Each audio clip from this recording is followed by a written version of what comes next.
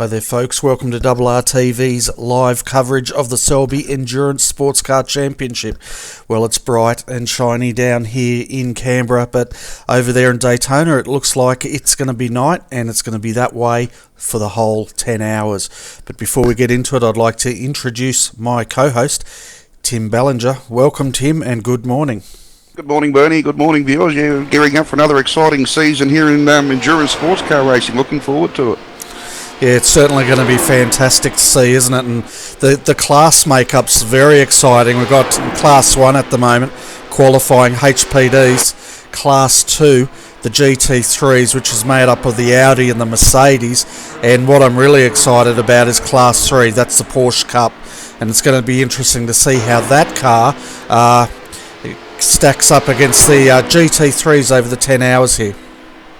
Yeah, in early testing that we've done in some of the sessions, it's going to be a bit of a battle out there. This track, unfortunately, being such a high-speed track with long straights, the cars are pretty even, and it is a hard job for the GT3s to get around. So the Porsche boys and the GT3s are going to be pretty smart today and work together.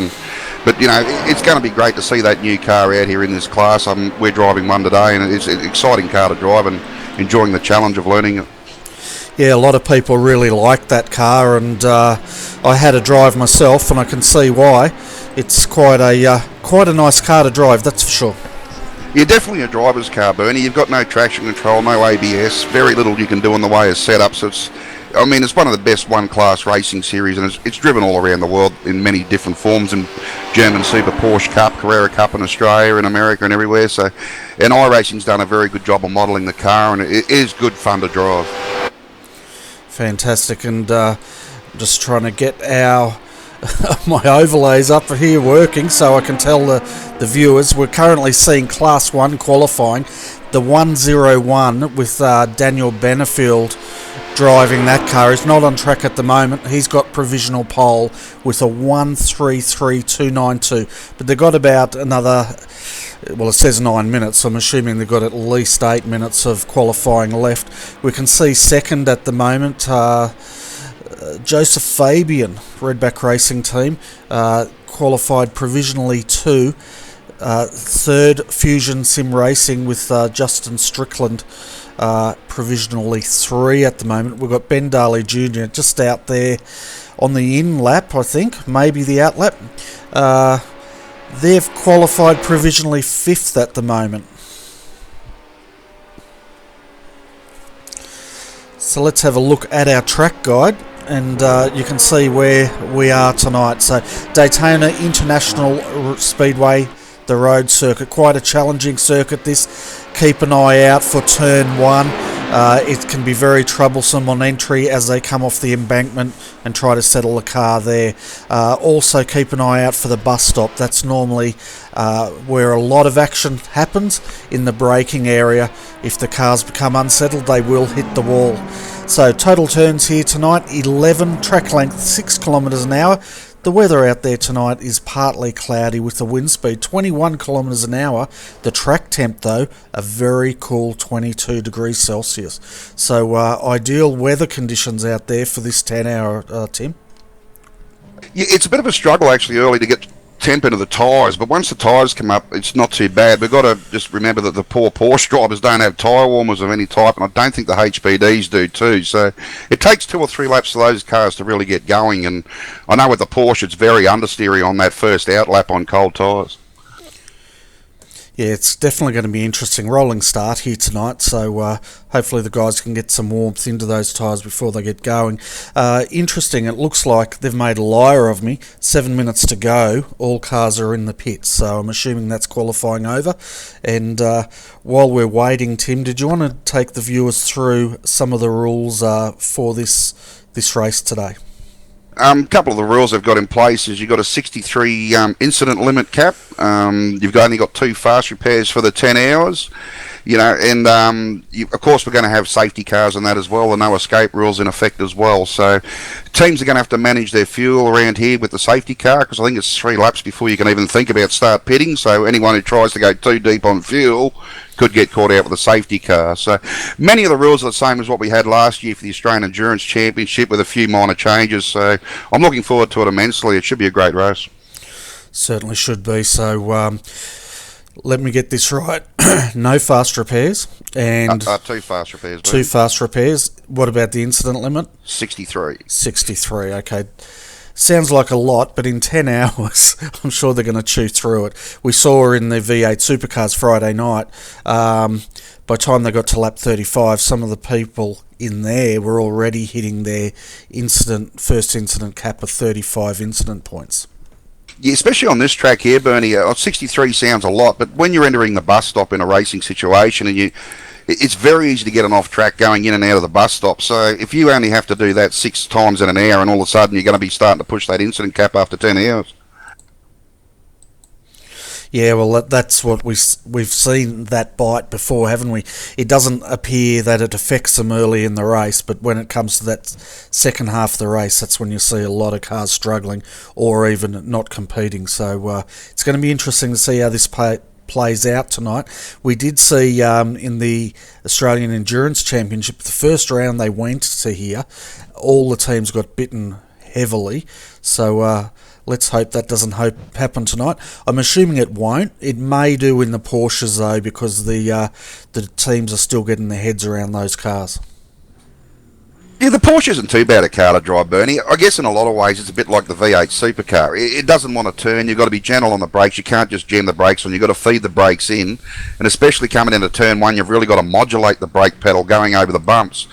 But it's a really good car on exit. It shouldn't be too bad. The only problem we're going to have is the braking distances between the cars. The Porsche's got such a long braking distance compared to the GT3 cars, so they're going to have to be smart enough not to be sitting right behind the Porsche coming into the braking zone, and the Porsche drivers are going to be smart enough to stay wide to allow them to shoot underneath under brakes.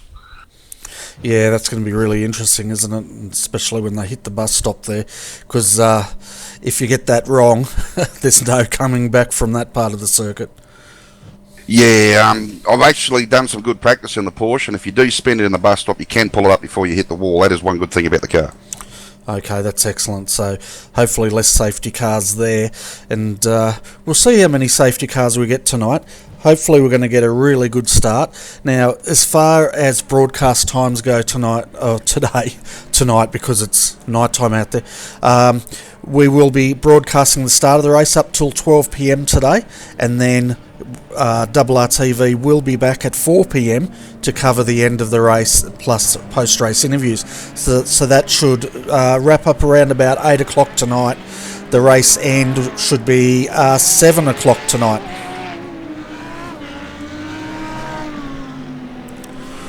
Yeah, it's going to be a long day, but hopefully all the drivers are still here at the end, and we've got a good field battling at the end. And like I said, it's up to these teams to manage everything during the day, especially their incident limits. The smarter teams will actually be very cautious and comfortable in the first 7-8 hours and keep plenty of things up their sleeve towards the end so they can have a crack. It's all about managing in each class, trying to stay on the lead lap with the leader in class, and it's like any other race. Endurance race. You just got to book a ticket to the end of the race. Yeah, that's pretty much it, and making sure the car's in shape so you can actually defend or take positions at the end of that 10 hours or 9 hours. Really, you've got to really start turning into a sprint race. Yeah, you sort of spend the first 9 hours of this race setting yourself up for that last pit stop, and of course then it comes down to do your double stint tyres and little bits and pieces that can go into it as well during the day. All these cars fuel up and then they take one tyre at a time on their pit stop. So if you're under pressure at any time during the race or during the day and you want to make up a bit of time, if you've got your setup right, you can double stint the tyres and save 20 seconds in a pit stop. So there's all little strategies that will come into play as we go, and yeah, it's all about booking that ticket to the end, and hopefully you've got a good straight car with a good set of tyres and you can fight at the end. Yeah, well, that's the goal, isn't it? And it's going to be pretty interesting to see how the teams tackle this race. Now, as far as the championship goes, folks, we have 10 rounds, as far as I'm aware. Each race will be 1 month apart, and each race is 10 hours in length. So some great endurance racing in the Selby Endurance Sports Car Championship, and we're definitely looking forward to covering all those rounds and bringing you all the action here on RRTV. It's going to be an amazing series, Bernie, hopefully, and I hope all these drivers are putting the time and the effort, and we get some great racing out of it. I'm sure we will. It's looking good out there. We've got a great field, 42 cars at the moment, or teams, so minimum 2 drivers, so we're going to have at least 84 drivers come in here and or into the race tonight, and it's going to be, I'm looking forward to it. Yeah, I think a fair few of the teams are actually using 3 drivers too, and I guess the other thing we've got to look at too is the fair share requirement that you have on iRacing. It is pretty low, so will a lot of these teams like try and get 7 hours out of their gun driver and just get the other 2 to do short stints in around it? So a lot of management, a lot of strategy, a lot of play will come into it, and like I said, it all comes down to that last hour and having the best drive with the best car to bring it home. Yeah, so as far as your team goes, how many drivers do you have lined up here? We've got 3 of us, but I think our average age in the car is about 47, so we're the old ducks of the field tonight. Okay, so we'll see if you guys are still awake at 7 o'clock this evening. We have scheduled in some nano naps. Good. Yeah, that's why we're not covering the whole race. I need a nano nap probably this afternoon at this stage. Yeah, it's going to be a long day, but you know, I think a lot of the teams, from what I've seen, have put in a lot of effort preparing for this, and like they had a 25-hour practice session up there from Friday to Saturday, and there were quite a few teams went through that and learning how to get through traffic. So I think everyone's pretty well prepared for this race, probably a lot more than they have been in previous seasons. Fantastic to see. Well, while the guys are finishing their warm-up, big field here tonight, folks, so let's take you through the grid as it stands. Qualifying's completed, and we'll see how it looks. So, Redback Racing Team Red will start from pole position in Class 1, followed by their sister car, Redback Racing Team Black. So, a good result there for Redback Racing. Dynamic Sim Racing 4 will start out of 3rd today, followed by Fusion Sim Racing in 4th. Dynamic Sim Racing 3, they will start out of 5th. Just got to find my buttons because I've got a new overlay here. Redback Racing Team Wide out of 6th, followed by Carnet TDR. They qualified in 7th position. Then we have Performance Motorsport HPD out of 8th. Out of 9th, Team VPR. And we'll be doing a bit of a team profile on that team a bit later on today. Dynamic Sim Racing, they will start out of 10th position. Out of 11th is Dynamic Sim Racing 2, followed by Razorback Races out of 12th position. High Tech Racing will start out of 13th. 14th, Misfit Motorsport. LMTI will start out of 15th. Out of 16th, Selby.com.au Racing GT3, followed by Evolution Racing Australia 228. Blackadder Motorsport ESSC will start out of 18th. Out of 19th, Arm Racing, and out of 20th is Fusion Sim Racing. Out of 21st, Swift Racing, followed by Proforce Racing GTI. Razorback Races will start out of 23rd, with Lone Wolf Sim Races out of 24th. Starting in 25th today is Blackadder Motorsport. 26th, Raging Bulls Racing, followed by 2 Greens Motorsports. Laser Racing will start out at 28th, with Tryhards Racing out of 29th, and Razorback Races, the number 2 team, out of 30th. Out of 31st, Race on Oz, followed by Team TTL. Then we have Synergy Sim Racing and Blackadder Motorsport out of 34th. Out of 35th, Fusion Sim Racing. Out of 36, Laser Racing, followed by TDR 237. Then out of 38th, we have Extreme Racing 211. Proforce Racing Porsche out of 39th. Out of 40th, Lone Wolf Sim Races. Out of 41st will be SimSpec Engineering, and that rounds out your field. As far as the classes go, folks, the top 3 in each class, we have the Redback Racing team in 1 and 2, and now everything's gone to mess here, and yeah, well, everything just changed on me, so I've lost all those positions there, Tim. But, yeah, in the GT3 lane, we've got Selby's taken pole from Evolution Racing and Blackadder. And then when we go down to the Porsches, you've got the Race on Oz team in first with TTL and Synergy Sim Racing in third.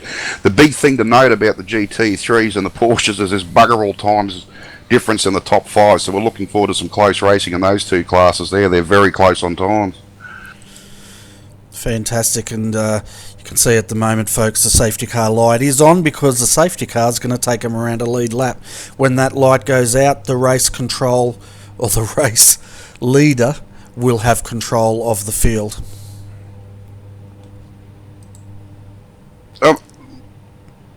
Yeah, the only thing I'm not sure of, Bernie, is how much of a gap they've got to leave. I didn't actually check that on the rules, so hopefully they leave a bit of a gap between the classes here at the start, so each class can sort of get away on their own. Yeah, they normally do it out of etiquette, don't they? But we'll see if they do that, or if there is a rule for it. I'm still a bit waking up here, folks, so I apologise. Yeah, definitely an early start for the commentary team, Bernie, so but hopefully we'll warm up as we go along. Oh yeah, we'll warm up. I'm on to my second cup of coffee. You know what happens once I have a bit of caffeine? I start jumping around the room like a madman. I go back looking for more. It takes too much these days to get me motivated. Well, there you go. We're all over it here in the comm box today. But we can see the field at the moment, folks, gridding up. 41 cars have taken to the grid, which is a fantastic result. You can see now they're under starters' orders on the back straight here, and we'll start the proceedings very shortly.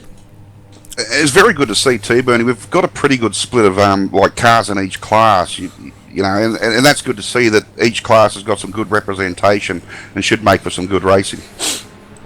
Yeah, well, that's the thing, isn't it? You want to have that good representation in all classes, and it's great to see that being subscribed to. In previous big endurance events, we've seen some classes up down to 5 cars, and it's hardly even worth running a class when you get that low, is it? Well, that was one thing the organisers did do. Originally, when this series was penciled in, they had GT1 cars for the Class B, but I think there's only 4 people entered in them, so they've added the portion. It's being a new car and a new toy, it's got pretty good representation, so the organisers have done a good job there to try and make sure each class has got some good representation. The other thing we have to be careful too on the lead lap is we do have a GT3 car that's qualified in amongst the Porsches, so that could make for some interesting racing early. Yeah, it certainly will, and one thing we're going to see a bit of is the fast Porsches. I think they're going to give some of the slower GT3s a bit of a hurry up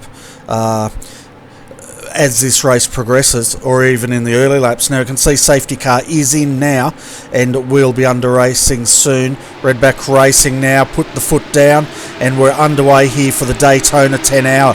Good start there by one of the Redback Racing cars, Fusion Sim Racing. Great start there, straight up into second as we come into turn 1 for the first time. Oh, big accident back here in GT3s. It's one of the Mercedes around. We've got Motorless Motorsport Audi into the fence on the inside. We've also got cars leaving pit lanes. This will get interesting. Yeah, it certainly will, that's for sure. As we look at the Porsches at the moment, looks like they've got a pretty good start, but that incident, it's sort of shuffled the classes up quite a bit, hasn't it? Yeah, it sort of backed everyone up, so now everyone's sort of got to try and get their rhythm. They're on cold tyres, they've just got to find their groove and find their bit of space and see how they go. So you can see up front at the moment, it's still being led by Redback Racing Team. That's Daniel Benefield driving that car. He's a new signing to the team. So it'll be interesting to see how that car goes today. Then we have in second at the moment, Justin Strickland driving for Fusion Sim Racing. Then Joseph Fabian, the Redback Racing Team white car, or black car I think it is. Mark Rayner is in fourth, and rounding out your top 5 in Class A is Aaron Osborne in the 137. Just have a look, I think he's one of your drivers, isn't he? Yeah, that's the HPD that we've got running in this race. He's made up a couple of spots on the first lap, so good to see him having a good start. Yeah, it's fantastic to see, that's for sure. As far as GT3s go, folks, that is being led at the moment by Evolution Racing Australia. Nathan Hapat's Selby Motorsport Team, one of our naming sponsors here tonight. Well, the naming sponsor in second in class, followed by Carl Jensen, Blackadder Motorsport. But on the outside, here comes Ross Rizzo for, well, no, it's not Ross Rizzo, it's the other guy, Fusion Sim Racing out there. Interesting to note too that our Porsche sitter, our pole sitter for the Porsche is actually at the back of the field, so he must have got caught out big time in that first incident. Yeah, I'll definitely have a look at that shortly and to see what's occurred, and we'll also see if there's any cars that are in trouble in the pits at the moment. It's been a surprisingly clean start apart from the couple of cars that spun around into turn one. You know, the boys are, like I said, they just got to now try and find their own rhythm, and very hard on cold tyres. I think the HPD's had cold tyres too, so it comes down to your setup now and how you're going to attack it, and hopefully now they can all just get into a rhythm and find their own groove. Yeah, got another incident back here a bit further too, Bernie, a car into the wall in the Porsches. Okay. It looks like car 241, our pole sitter. So it's all gone off early. Yeah, that's Sam Blacklock there. He's locking it up. He's got a GT3 right behind him, and we'll see if this is how it plays out. But just having a look now at what's caused him to come to grief here.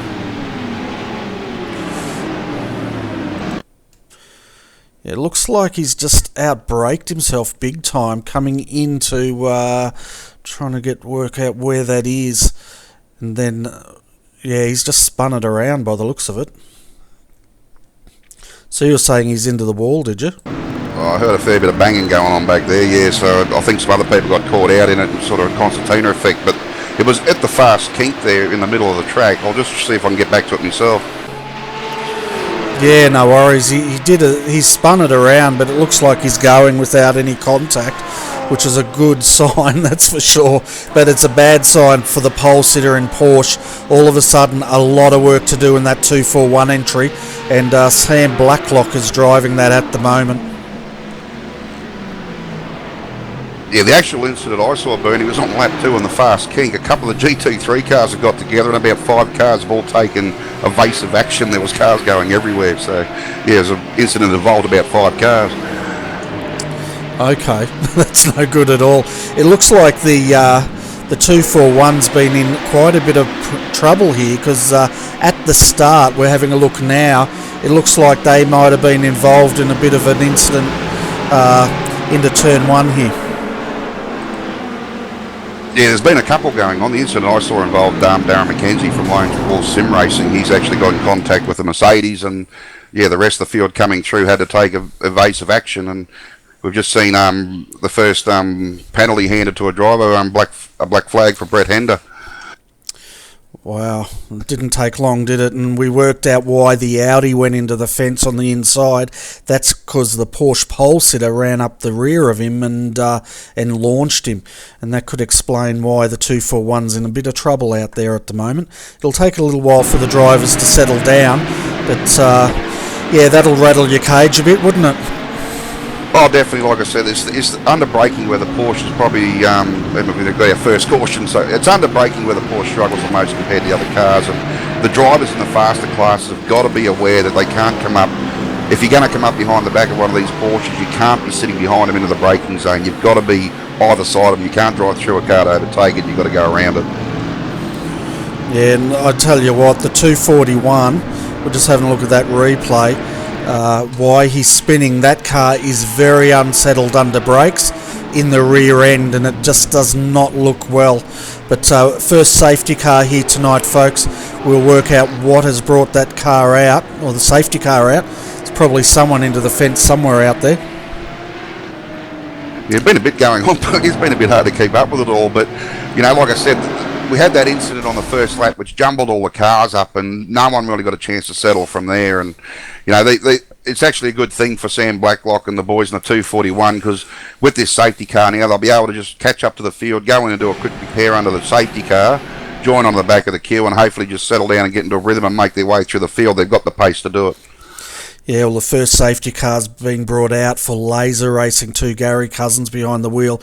Going to have a look at what happened here. It's been a big incident. He's blown his motor and that car is trashed. Yeah, definitely not the way you want to start your race this early, is it? Certainly is not, and we're just going to see exactly what's happened here, because it was a big impact, that's for sure. He was actually one of the cars that were involved in that incident that I saw on lap 2 there, Bernie. So maybe he's picked up a fair bit of damage from that. And in the course of trying to get it back, she's let go, or he thought he could continue with it, and it's let go on him. So unfortunately, I can't get back to the incident. So, but yeah, lap 2 was the big one that involved about 6 or 7 cars. So. Yeah, the 3-2-3 gave him a huge serve coming into the kink, and we're trying to get coverage here, but we're not getting a lot.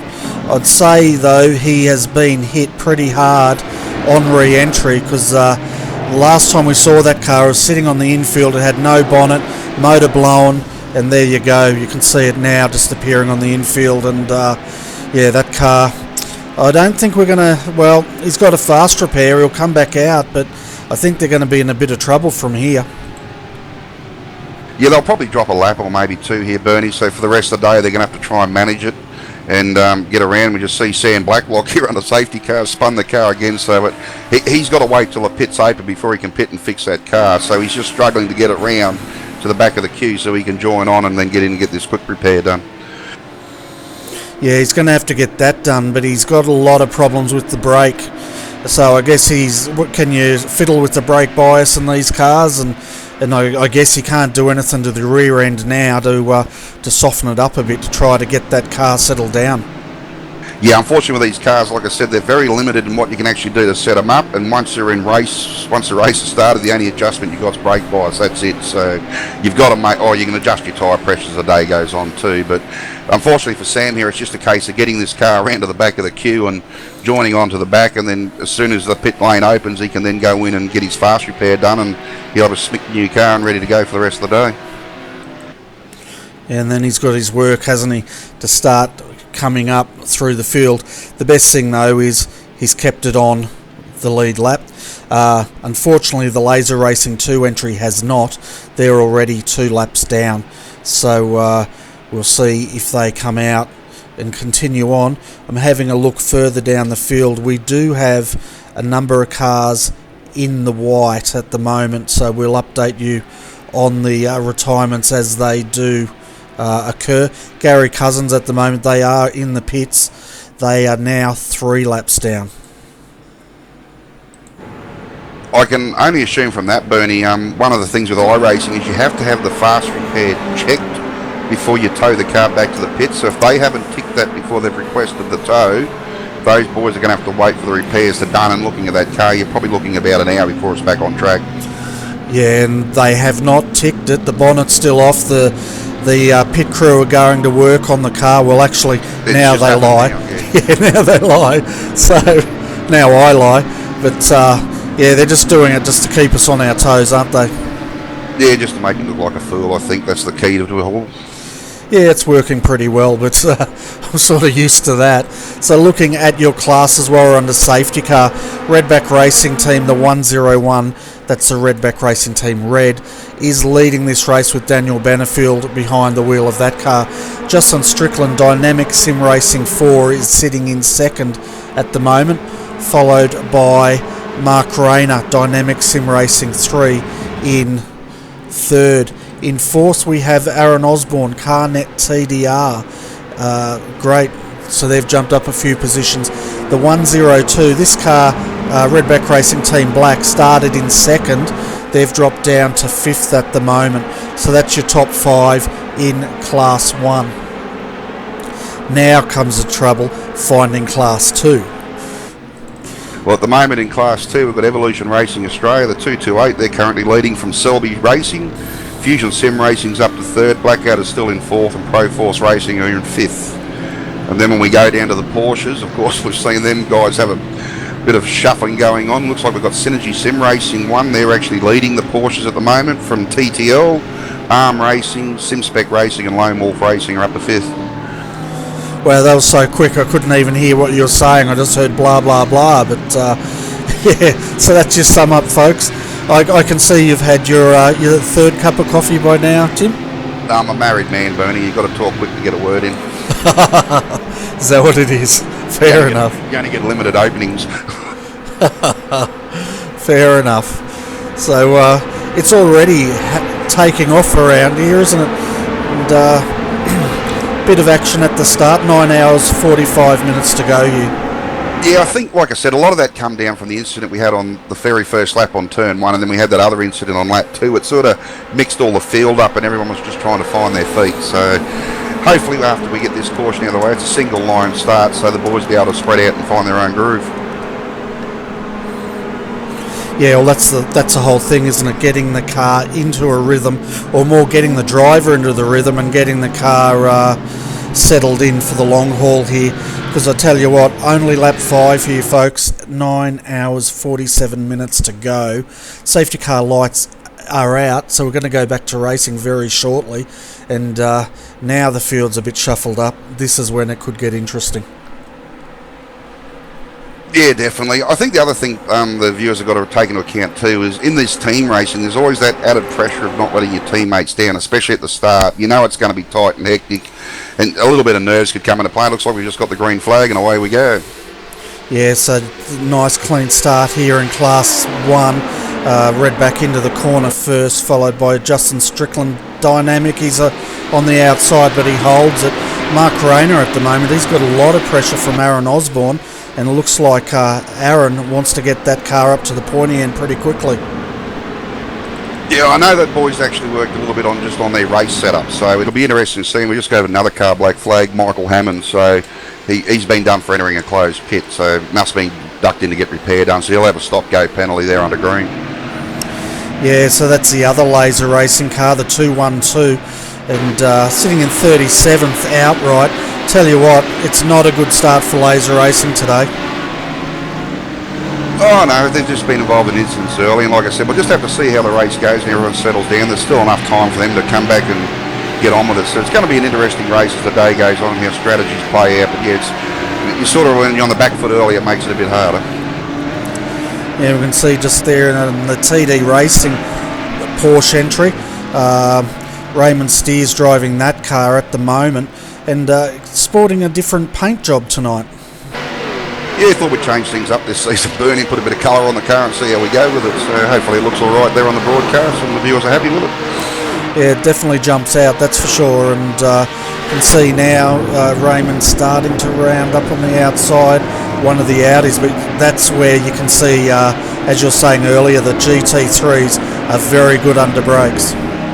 Yeah, they are very good under brakes. So Raymond, we've discussed this as a group, and Ray's just got to, like I said, just think here, and we're in no hurry here in the early start of the race. As a team, we've just planned to do laps early and see how we go. So he'll make sure these boys get around nice and easily and safely, and then just get into his rhythm. Yeah, and you can see that at the moment. We also can see, folks, how much banking there is here in Daytona as we jump into the gyro cam, and tell you what, that's a lot of banking. Yeah, a lot of banking. You would have seen there coming into turn 1, just the difference in braking between the two cars. The Audi just disappeared underneath like a rocket. Yeah, pretty much. Now we can see the big Mercedes coming up behind TD Racing. Under brakes again, and that's what you're saying. They're very strong there, and Raymond steps out of the way. Yeah, no, Ray's doing a good job here. He's just settling into his rhythm, and this is what all the drivers have got to do. Just work out who they're racing, who they can't. If they're quicker, let them go, and you don't want to be getting involved in racing anyone or any instance this early in the race. You just want to find your rhythm, and like I said, you just want to knock your laps out now to that last hour and see where you're at and see what position you can gain from there. Oh, for sure, and we're just jumping in now to the HPD, and I tell you what, the drivers of the HPDs are working a lot harder. Well, it looks like they're working a lot harder than the guys in the Porsches, but they're probably all on the ragged edge at this point in time. Yeah, like I said, full fuel loads too here on their first run, so you know they're all working hard trying to get these cars to go as quick as they can and keep up with the queue and trying to find positions, but you also got a heavy car while you're doing it, so it's all mind games here early on in these early stints. And you know, by the time we get halfway through this race, all the drivers would have been circulated through the cars and all have a rhythm and a plan, and it's just hard earlier on to try and get into that rhythm, but hopefully we'll get some clean laps and these boys be able to settle down and get on with it. Yeah, well, that's it, and that's what they need to do. They're starting to get a bit of rhythm now, but saying that they've only been doing 1.5 laps, so it might take them a bit longer. Oh yeah, no. I think like a lot of the teams will probably have one of their better drivers in here to start off with, someone who can manage the traffic and manage their own mindset. So we've gone with a different tack with our team. I'm up here helping you, and we've put the other boys in early, so we'll see how we go. Yeah, and you'll be jumping into that car later on today at some point. Yeah, once I'm finished up here with you, Bernie, we'll jump in and give it a crack, and hopefully don't ruin it for them. Fantastic. Well, you're probably going to time it so you're going to have your go while we're off air. I guess that's the typical plan here. Oh, definitely. I don't want anything. Yeah, no one saw a thing. Fair enough. Just having a look back here in 12th at the moment, and that's Phil Hobbs. He's got Rory Bird right behind him though, and let's have a look at which team Rory's with. He's with Misfit Motorsport, so that's a new name that I haven't heard of before. Maybe I have, but I'm getting senile in my old age. I think they ran last year, but I think they only did limited rounds and they were in a GT3, so I'd be interested to see how they take on the HPD challenge this season. Yeah, it certainly will. As we see Phil getting a bit wide.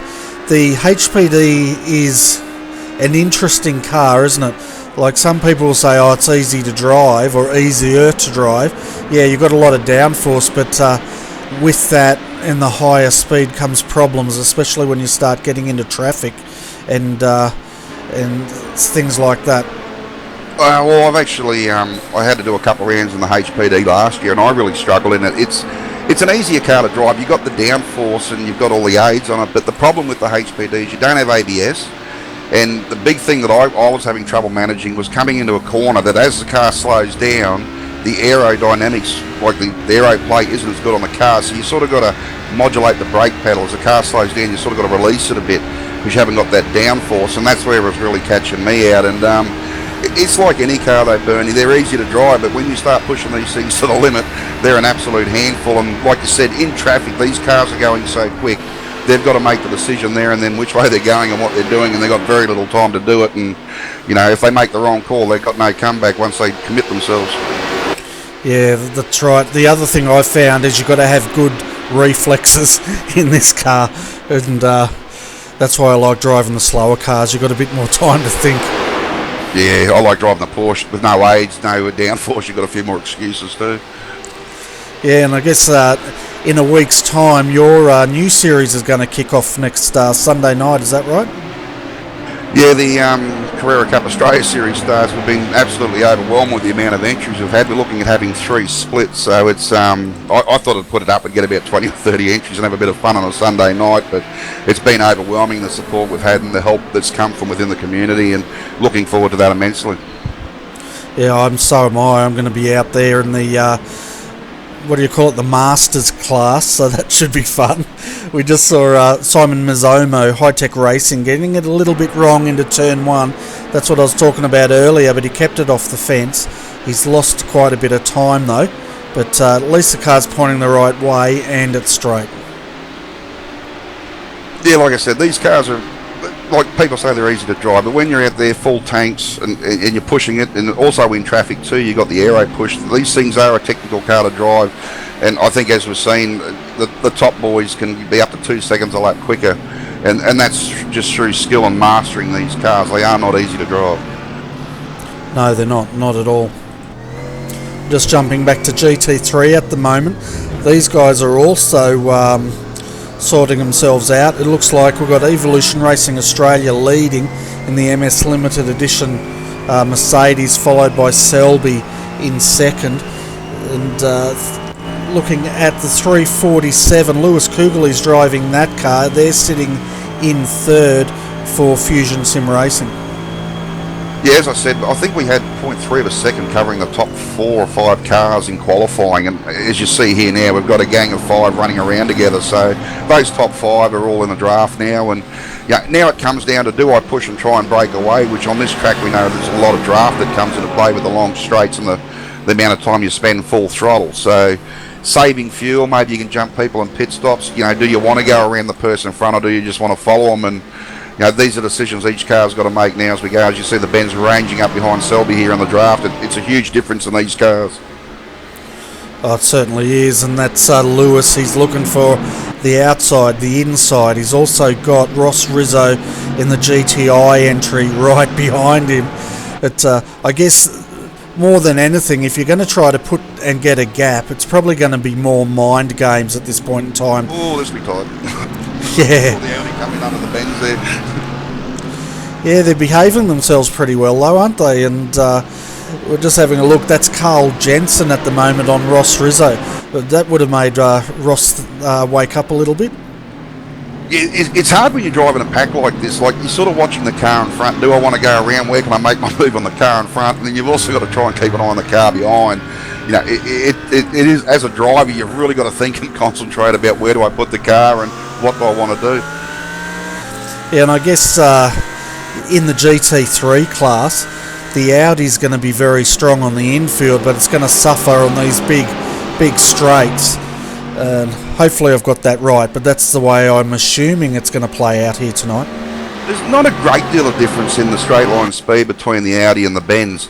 The biggest thing you've got to remember is the Audi's got a little bit more understeer than what the Mercedes-Benz has into the corners, but the Audi's better off the corner, so it all sort of evens out. If you watch the Benz, it'll probably have slightly better mid-corner speed than what the Audi will, but the Audi can actually get on the throttle earlier, so by the time you get to the end of the next straight, you're all about the same speed. Yeah, and we're running with the Audi on the roof cam at the moment, and you're right, he's just sitting in the draft there, and to be fair though, he's not gaining a lot in the draft, so that's how closely matched they are. I'd say as soon as he pulls out of the draft, he'd drop it, as we see Ross Rizzo going really wide into turn one and making him vulnerable here. Yeah, we'll see if the Blackouter has another shot under brakes here like he did last lap. No, he's not going to do that. Ross has sort of sat in the middle of the track and covered that one. Yeah, he was a bit more awake this time through. Lap 12 here, folks, and 9 hours 35 minutes to go. And we've got the HPDs now going through the back of the Porsche field already, so it shows the difference in speed. Yeah, and once they hit traffic, they're going to be in it pretty much for the whole day, aren't they? Yeah, like if you get a good green flag run, I think the HPDs are probably about 15 seconds a lap quicker, so about every 15 laps they're going to be round. Well, we've seen 12 laps now and they're already ranging through the back markers, so once they start to spread out, then you've got the GT3s, you're going to be in traffic all day, and it just comes down to managing that speed and that pace and trying to make the right moves in the traffic. And you know, if you're lucky, you'll be able to pull away from the guy that's racing behind you. In some cases you might get held up, and yeah, it's the yo-yo effect for the rest of the day for everybody, unfortunately.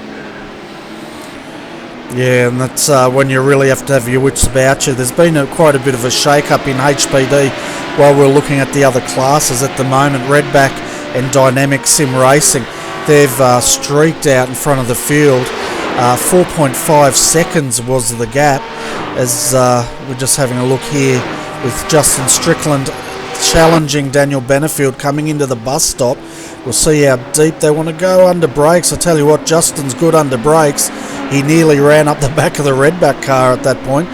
But yeah, what I was saying is 4.5 seconds back to the other Dynamic Sim Racing car, and then we've got another 2 seconds back to Fusion Sim Racing and Carnet TDR and the second Redback car. So I don't know if that's traffic or not, but they're all separated by 4 to 6 seconds here.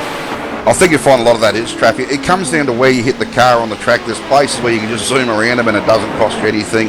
There's other times where you got to brake earlier, pick your mark, and you know, if the lead car gets through, and that's like I said, the yo-yo effect, they might spread out here now, but then the next lap the other car in front will hit traffic and then they all come back again. So it comes down to where you hit the traffic and how much you get affected by it. We now see these 3 cars here with Aaron Osborne having a good look on the driver in front of him and the one behind just saying, where can I go?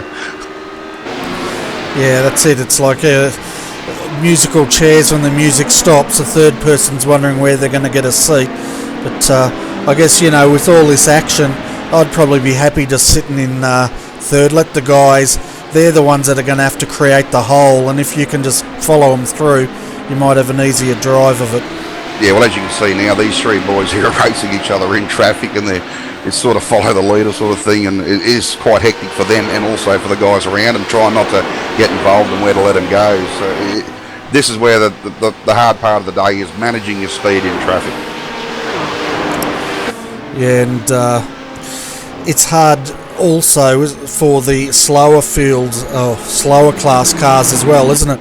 I guess, tell us a little bit about the Porsche and the trick about being aware, or how do you let these guys get through, or help to facilitate the pass, I guess?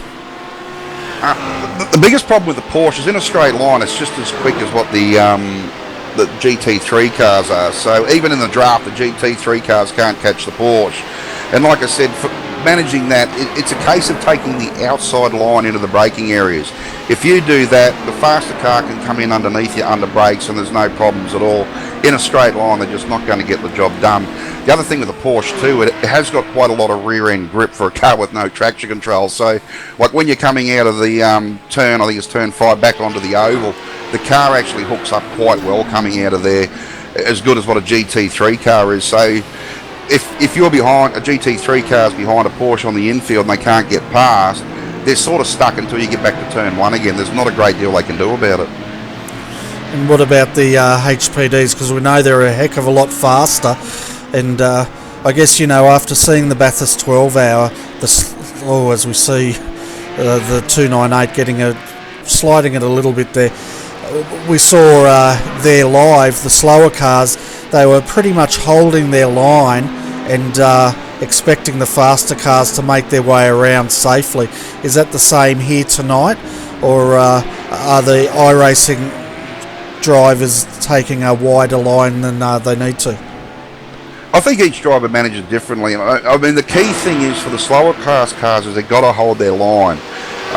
The HPD drivers will get used to where these guys are driving, how they're driving the car, turning the car in, what lines they're taking. So if they take that line every lap, the HPD drivers will know where they can position their car to get around them safely. If all of a sudden you've got a driver doing things unexpected, like moving over or taking an inside line or braking earlier to let them through and they're not prepared for it, that's where problems happen. They've got to try and hit their marks like they would every lap. I mean, coming into a braking zone, there's nothing wrong with lifting as you're going along the straight, just doing a quick lift to help out, or just braking that little bit earlier to make sure it's a nice clean pass. But it's a case of making sure you do the same thing lap after lap so the people around you can predict what they're going to do based on what they already know, if that makes sense for the viewers. Yeah, and it's just like working in traffic in the faster cars.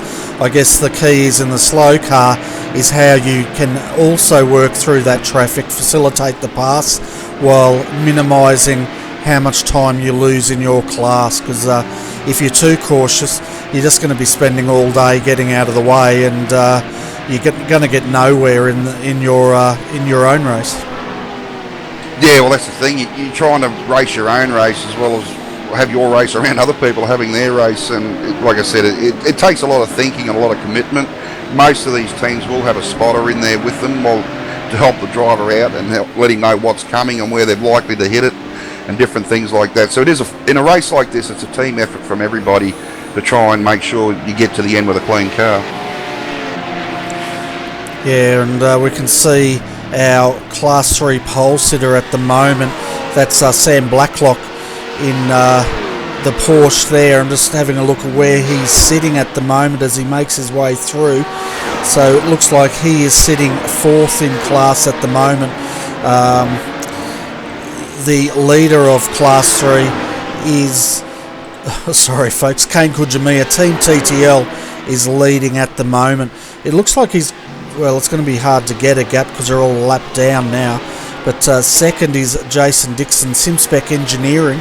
They had a good run on Friday night in the V8 Supercars, so they'll be looking at having another good run here today in Class 3. And then sitting in third we have John Barry, Blackadder Motorsport, in the 266, then the 241 right behind them. He's making his way through in the Race on Oz entry, and it looks like he's got the brake balance sorted out. Yeah, I see he hasn't fixed the damage, so he looks like he's got used to how the car's handling now, and he's back into it. So they mustn't have wanted to use a fast repair early. But we see him sliding there, so it's still a handful. Yeah, it certainly is. This looks like the big Achilles heel of this entry, isn't it? Is the way this car's performing, or more to the point, not performing under the heavy braking here. The Porsche's interesting. Like, you'll go out and you'll do a lap and you think, next time around I can probably go 5 metres deeper. As soon as you go looking for that 5 metres deep, all of a sudden you'll miss it. It's got such a fine line in where you can and can't brake. I mean, you've got to really modulate that brake pedal in this car, and the faster boys can do that quite consistently. The only good thing about this car is with the new tyre model that they've got on it, the way they've modelled it, it is one of the cars you can catch quite easily. So if you get into trouble, you can get out of it. So it's got its good points and bad points, but from a driver's point of view, it is a brilliant car to drive. It's quite lively. Like I said, you've got none of the aids, so you do have to drive it. There's very little you can do on the setup. So it's sort of, once you get into these things, you sort of see, you can work out who can handle the car and drive it and who can't, unfortunately. So I'm one of the ones who can't.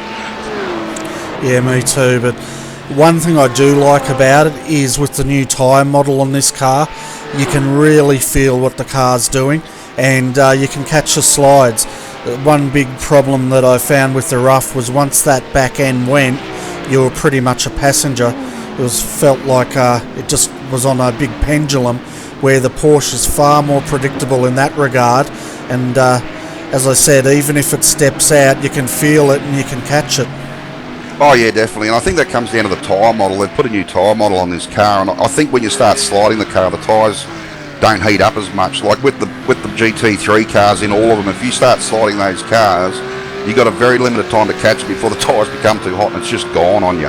Whereas the Porsche, you can power slide it and do little things and lock up brakes, and you don't overheat the tyres by doing it. So iRacing have got this right, and hopefully as we go along they'll get this tyre model that they've got on this car and apply it to the other ones to make them a bit more realistic to what they are now. And once they do that, I think a lot of these cars will really come to life in a big way. Oh, for sure. And for those who haven't driven the Porsche, what I mean by that is through the force feedback, I was surprised. I could actually feel when the inside front left wheel lifted off the ground, and that's something, you know, you think about how much work has to go into giving you that tactile feedback to your brain through one piece of equipment, i.e. your steering wheel, and it shows you how good that tyre model is. Oh, it certainly does, Bernie. I mean, they've put a lot of effort into this. We've got a HPD going around, no contact there, but they've put a lot of effort into this car to get it right. And as far as the force feedback for the drivers go, in real life, you've got the car moving around you, you've got the sensation of movement and everything else, and feeling the car through your body. In sim racing, we've only got the steering wheel, and they've done an amazing job to get as much feeling as they have into the steering wheel to help the drivers get a more realistic experience out of the car.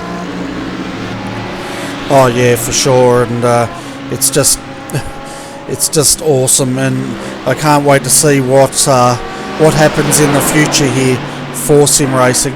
I'm hoping, well, I'm pretty much positive it's going to be something spectacular, but it looks like we've got our first interview, and we're from Trevor Forster from Team VPR, so I'll bring him up. This is the team we'll be doing a profile on later on in the telecast.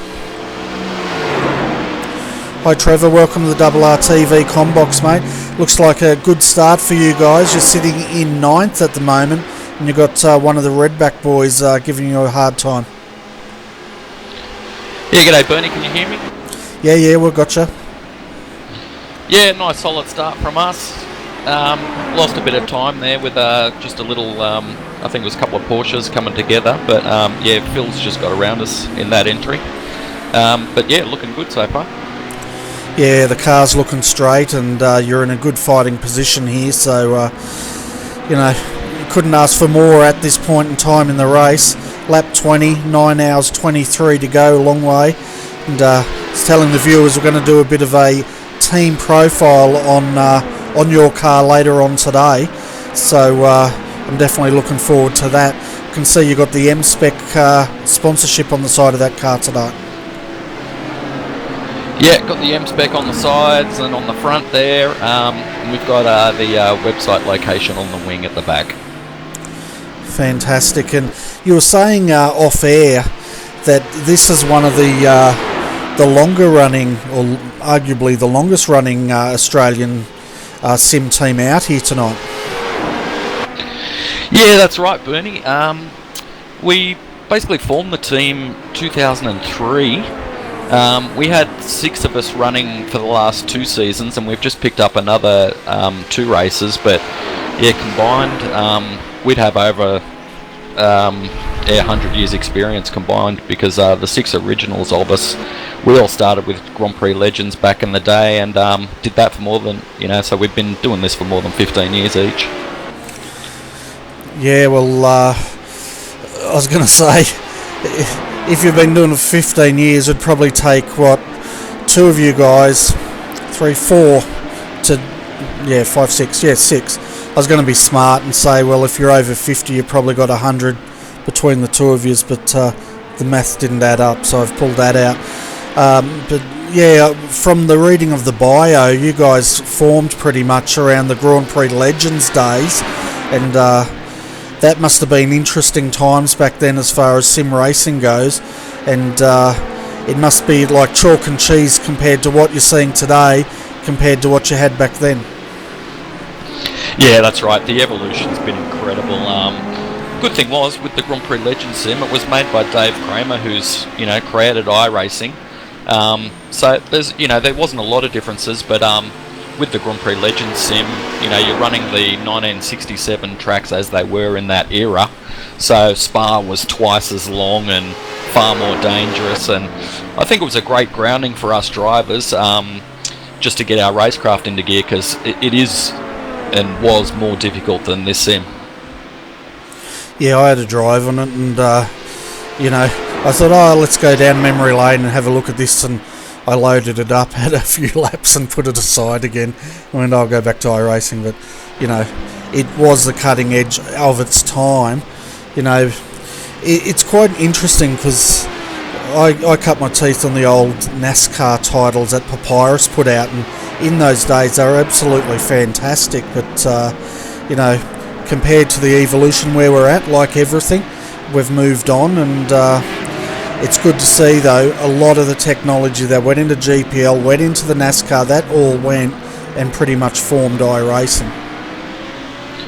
Yeah, that's right, Bernie. Once the NASCAR 2002, I believe it was, came along, you had 43 car fields, and he really got the network code sorted for online racing, and it's been great ever since. I don't think there's any other sim going around where you can get drivers from Finland and America and Australia all competing on the one server virtually lag free. Yeah, exactly right. And in the background there, folks, we just saw a Porsche getting together. It looked like with the GT3 coming into turn 7. So I'm just trying to jump back and have a look at that. Looks like it might have been Sam Blacklock might have been involved in a bit of a separate incident. But we'll just see what's happening here.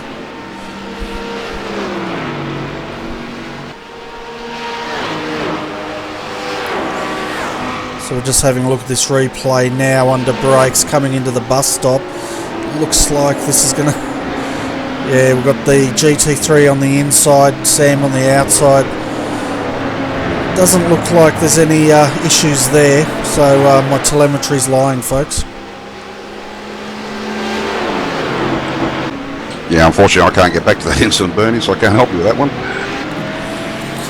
Yeah, it looks like they're all going anyway. I did see a green Porsche off the side of the track, and I can't get the replay, but looks like they continued.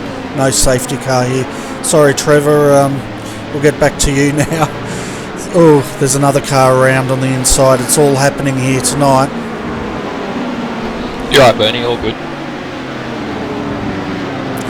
Tell you what, Sam's got his hands full. He's got HPDs all over him at the moment, and he's just trying to work out where to place this Porsche to let them through. He's decided to dart onto the inside of the track and let them go around the outside in the embankment, which is probably a good move to minimise the amount of time he's losing. But anyway, Trevor, getting back to you. I was going to say, what's the plan for the rest of the race, but I'm pretty much reckon you're going to say keep it out of trouble, buy a ticket to the last hour of the race. Yeah, that's right, Bernie. That's what we're all about. We don't do a lot of practice. We sort of tend to rely on our racecraft experience. So we know we're not going to compete with the fastest guys in our class. But yeah, we just have a good amount of fun in the mid pack and keeping it clean and take pride in getting the car to the finish line. Yeah, that's what I like about your team, is when you explained, you're a bunch of guys that have been doing it for a very long time. You pretty much go out here, like most of them, to have fun, but you don't take it, you take it seriously, but you don't take it to the point where you can't have a joke and you can't sort of muck around. You're sort of saying that even while the guys are driving, you're all chatting and enjoying the experience. It sort of reminds me of the the guys that get the old club days. You get a car out there, put it on the track, and you're just doing it for the experience of doing it. Yeah, that's right. We don't really have any aspirations there, and it's a great chance to catch up, with other things.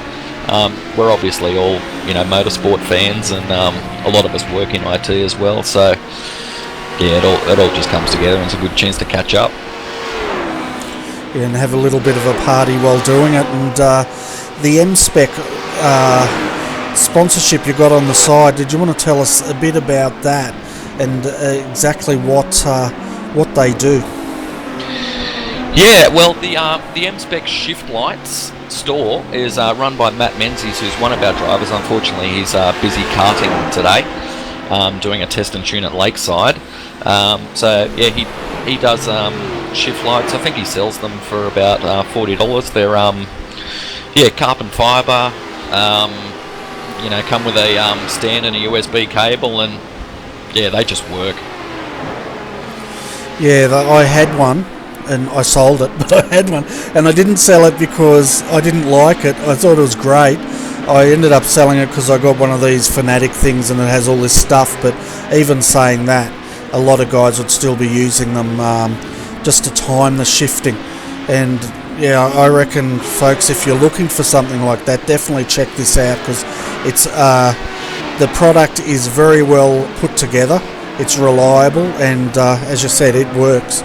And I think if people are interested in it, where would we go to get one of these devices?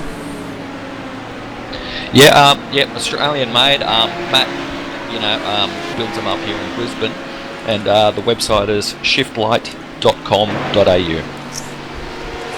Fantastic. Well, thanks for popping in, Trevor, and we'll see how you guys go as the race goes on. As I said, we're going to be paying close attention to your car tonight. No pressure, just we like to pick on someone, and you're it. No worries, Bernie. Have fun up there, mate, in the comm box. No worries. See you, mate. Cheers. So while that interview was going on, folks, we had Justin Strickland, Dynamic Sim Racing, take the lead for Class 1. Something's happened here to our previous leader, because he's all the way down behind his sister car, the Redback Racing Team Black, and he finds himself 5.9 seconds now off the lead. So quite a bit of work there for them to do. We can hear some banging in the background, and it sounded like someone was running into someone. In fourth, we have Fusion Sim Racing, Craig Edwards. He's just shadowing the two at the moment. Then rounding out your top 5 in Class 1 is Carnet TDR, Aaron Osborne. Can hear a safety car coming up. Yeah, I can hear a car. It sounds like there's someone in the fence. Yeah, car 367, Bernie. Which is the Blackadder Motorsports car. Okay. I'm just trying to go back to see where they've come unstuck, and I can't get that one either. Yeah, I'm just trying to bring it up myself at the moment. And tell you what, they get so shuffled up, don't they? It gets very difficult to find them out there on the track.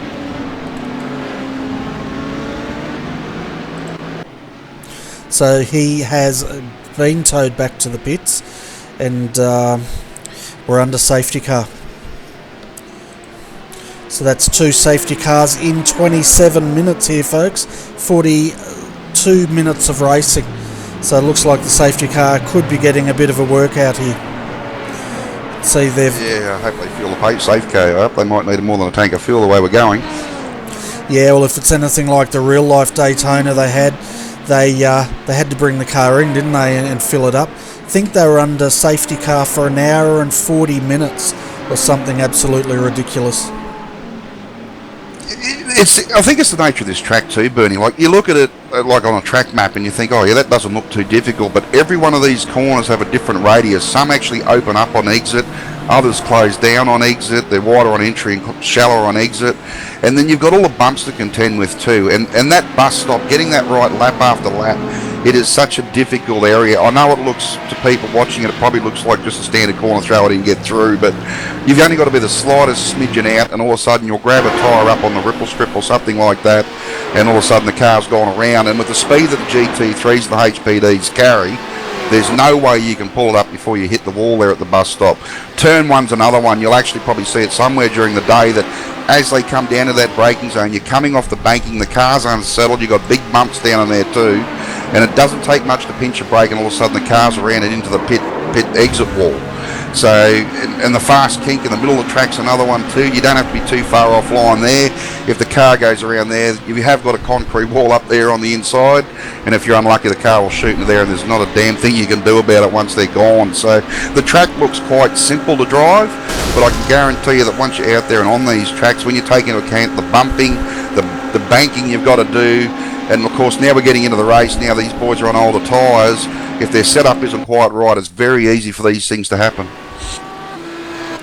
Oh, for sure, and Blackadder is demonstrating the hazards of Turn 1 as we bring the replay up. We'll see how this car ended up burying itself in the tyres and not being able to extricate itself, I guess you could say. Oh, well, I've called it early then, Bernie. Yeah, you called it right on time here. Can see he lost it, as you said, coming in to Turn 1, but he managed to keep it off the inside wall, but he did not manage to keep it off the outside, and a heavy hit here into the tyres, so hard it actually locked the car in there. Yeah, that is one thing with this track. You notice it there at Turn 1 and also in the bus stop on the inside wall, they've got tyres there, and if you go into that wall hard enough, your car will bury it into those tyres and you can't get it out. Yeah, and we can see him spinning the wheels. He's trying to get it out, but, you know, tow truck time. That's why we're under safety car, folks. And the other thing I think we're going to see here, Bernie, now that we're nearly an hour into this race, is once the pit lane opens, it is going to be very hectic down on pit lane. Yeah, well, this is pretty much going to be their pit window, isn't it? And, yeah, I reckon you're going to see just about every single car come into pit lane here. Well, yeah, I mean, the only ones who probably won't are those who are trying to get a lap back or whatever they're trying to do, but I think you are going to see it get very hectic here in pit lane once it opens. I think nearly every car will be due for a pit stop, and, you know, given the speed on this track, I think a pit stop, by the time you slow down and get going again, is nearly a lap. So any pit stop you can do under a safety car condition is a massive saving for you during the race.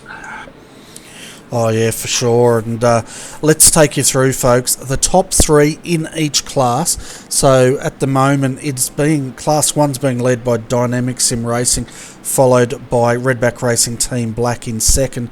In third, Redback Racing Team Red. So that's your top 3 at the moment in Class 1.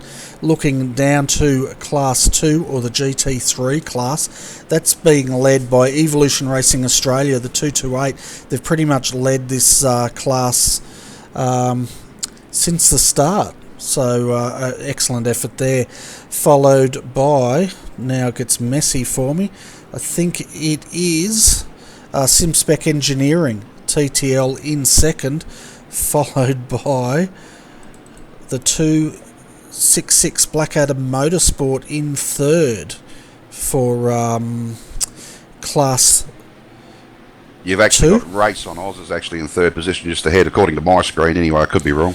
Yeah, you're right. It's just that when it's so muddled up, and I'm just going off the numbers here, it makes it all pretty interesting. As far as Class 3 goes, let's have a look at that. So, where are we? We got ERA still out in front, with Blackadder Motorsports now up to second, Fusion Sim Racing's up to third, and Selby still hanging on in there in fourth. So they must have had something happen to them there, because they were handing the back of the first place getter there for a while. So yeah, thanks for that.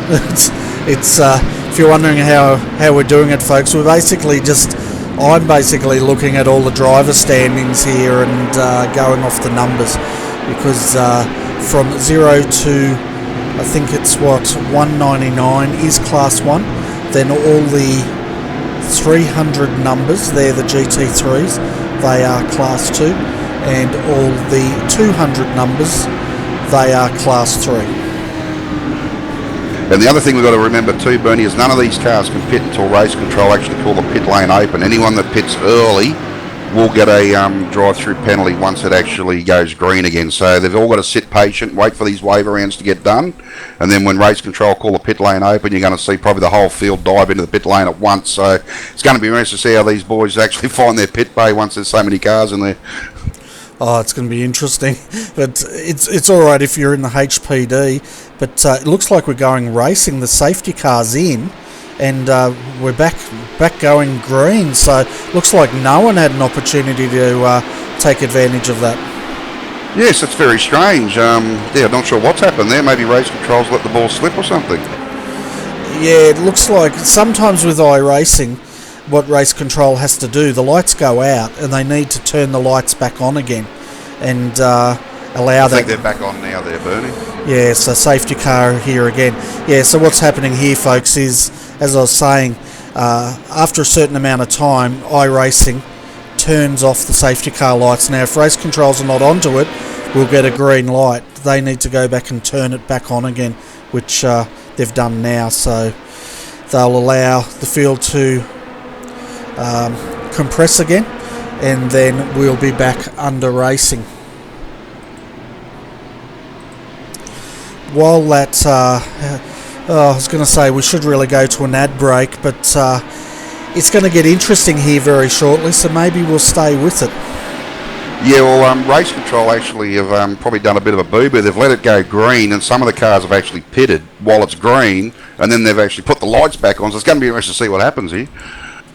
Yeah, well, you're going to have teams up and down the pit lane saying, hey, they need a penalty because they got an advantage, and other teams saying, well, no, we're just confused. We should get away with it. So, yeah, it's going to be interesting. I think race control is going to have their hands full for the next 15 minutes just sorting this out. Yeah, unfortunately, they've made a boo-boo here, and it's caught a few teams out, so we'll see how we go. Yeah, well, you know, they are new to this series, or putting on a series of this scale. Previously, we had the Australian Endurance Series, which ended, and the guys here from Selby Endurance Sports Car Championships, they've stepped up to the plate and put together a premium series very quickly, and I think they're doing a great job, and they'll definitely get the experience and make it smoother as these races progress. Oh yeah, definitely. It's a learning curve for them. I mean, they're on a big learning curve here trying to sort all this out. So, yeah, you definitely can't blame them for anything or anything like that. So it's just one of those things. Yeah, so while the guys are waiting to find the safety car, folks, we're going to take a quick break here on RRTV, and we will be back in a few minutes' time.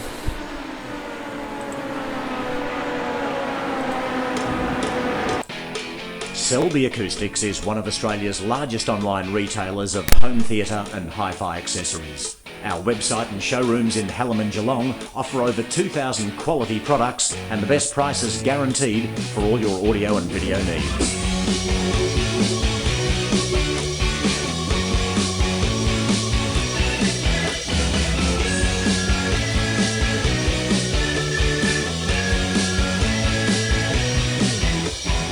Our Our reputation for outstanding customer service and expert advice has been built over years of providing great value and after-sales support. With hundreds of products shipped from our Melbourne warehouse daily, our team understands your passion for all things audio and video.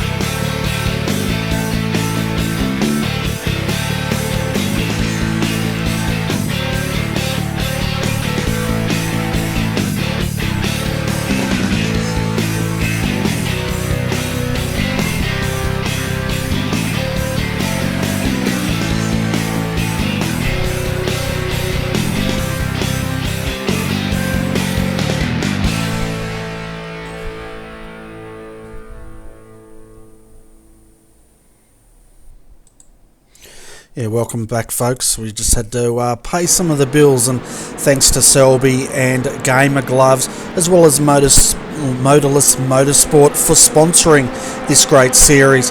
You didn't miss much while we were under safety car. We are still under safety car. The only thing we did see, Tim, was some of the lower class cars getting a wave around, and we can see now one of the Audis going through. Yeah, this is the admin trying to clear the field and make sure no one drops a lap because they were caught out by the safety car. So once they get all this sorted out, pit lane should be open, away we go. Yeah, so we're still going to be under safety car here for at least, I think, another 3 to 5 minutes by the time everyone pits, catches up, and the field's cleansed. So lap 31, we've just passed the 1 hour mark here at Daytona. And having a look, we haven't had any retirements. We've got a number of cars that are a number of laps down, and one of those cars is the Laser Racing entry. They are 5 laps off the lead of Class 1, of course, but which would make them about 3 laps off the lead of their class. And we saw this car, a bit of a mystery what happened. They did get rear-ended by the Audi, then they disappeared, and ended up on the infield with the whole bonnet off, the motor blown, and the whole car pretty much shot. Yeah, been a rough start for a couple of the teams, but I'm sure they'll stick at it all day and try and fight their way back. So it'll be interesting to see how they go. Like I said, they've got to try and manage this now when safety cars come out, and try not to pit and try and get a wave around and get back onto those make-up laps where they can through strategy during the day with safety car intervention.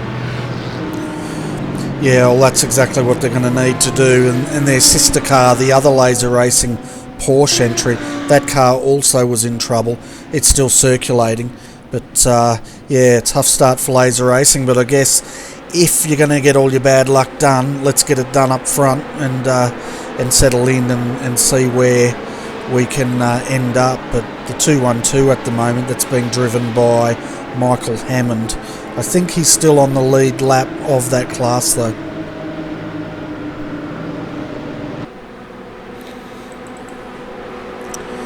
The other car that's seen a bit of action out there, we haven't seen much of this one.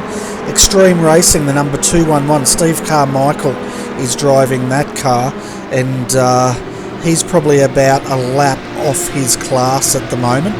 But the car's looking straight and looking like they're in for the long haul. Yeah, unfortunately, they're going to have a bit of work to do. They're 5 laps down, which puts them down about 4 laps on their class, on 3 laps on theirs, and the Laser Racing is actually down 2 laps on their class leader as well. So we'll have to see how we all go. Yeah, definitely. One thing I need to do is fix these new overlays so I can get a bit more information for our viewers here. But yeah, I'm just having a look in our RRTV chat room here. One of the viewers was saying, well, let them pit under green. It makes it far more exciting.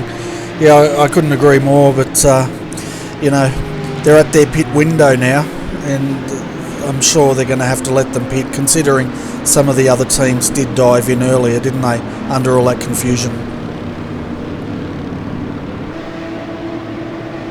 Yeah, it's going to be interesting to see what race control do here. I mean, I guess this is the other thing too. A lot of people are still probably racing under the rules that we had last year, and this is a new series, so we know they've taken it over, and but maybe there are some slight differences they're going to implement. But I'd be more than happy to see green flag pitting only too as a race driver. It makes it a lot more interesting. You know, it takes a lot of that it takes a bit of the strategy out, I suppose, as far as pitting under safety cars. When do you pit? But if everyone's got to pit under green, it just makes it a lot more easier for everybody. Oh yeah, that's right. But I guess, you know, with the no escape rule, when that is implemented, I love that rule. I think it's great because it brings out the safety cars more realistic, and it's going to allow these guys to pit under yellow. Some guys are going to be caught out by it, some aren't. It all adds to the flavour of enduro racing. I noticed though the safety car lights are out at the moment, so it'll be interesting to see if race control turns them back on again and allows these guys to pit. I'm assuming, well, I won't assume anything. I don't know what they're doing. I have no idea either, Bernie, but we'll see how we go. So, yeah, it's going to be interesting to see what happens. It certainly will be, because some of the guys did pit under the confusion. So, if they do go green, it means those cars get a bit of a free kick. But I guess, you know, that's what happens in racing. Well, I've just heard race control say you have to pit under green, so looks like we're going to go live this lap, and yeah, so it looks like you can dive into the pits or keep going, whatever you want to do here by the looks of it. So it'll be interesting to see what happens here. Yeah, well, it really comes down to how much fuel these guys have got left. Some of them are going to have to pit. Looks like Class 1, looks like they're going to stay out. But, the safety car just about takes the nose off. No, the Redback boys are in. Yeah, we've got some staying out and some going in. So, yeah, interesting to see. This is, like I said, strategy at play. Maybe Justin's decided he's got 1 or 2 laps left in fuel. So he's going to go out and crack a couple of laps in clean air and then try and jump the Redback boys as they try and make their way back through traffic. Yeah, well, it'll be interesting because pitting like now, it means the field isn't fully up to speed. So it may actually pay off better to pit while the field's getting up to speed and condense than in a lap or two's time once the guys get their momentum going. I guess what these boys have thought of though, Bernie, is like if they can get 2 or 3 laps of fuel left, if they can go out and punch 3 quick laps in, they'll actually gain probably 6-7 seconds on the Redback boys fighting their way back through traffic. So when they do come out of the pits, they will have a gap over Redback. Yeah, it'll be interesting to see how all this plays out, that's for sure. And we saw Friday night in the V8 Supercars how strategy plays such a crucial part in endurance racing. that was only a 4-hour race. We're here for 10 hours today, but strategy is going to be a key part on getting your car onto the podium. Oh, definitely. If you can only pit under green, it's going to make this double stinting of tyres more interesting, especially if you get to the last stint there. You might have a 30-second lead over someone else, so you might decide that you can double stint your tyres, afford to lose half a second to a second a lap and still beat them home. But if you get a safety car in the last half hour, they're on fresh tyres, and you've been out there battling the old ones, it's going to make it real interesting towards the end with strategy. Yeah, it certainly will be, and I tell you what, we've seen it before where teams, here we go, Strickland's in, Osborne's in, Farmer's in, so they did one more lap and then they've reacted and they've all dived into the pits, so they must have been right on the limit of their fuel.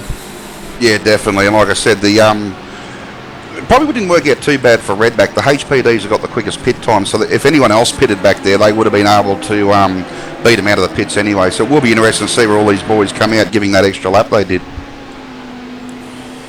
Yeah, it certainly will. One car that didn't come in, though, is the new Class 1 leader, and that is Matthew Zimmerman, LMTI, the 129. So they're going to go out for another lap and see what beholds them.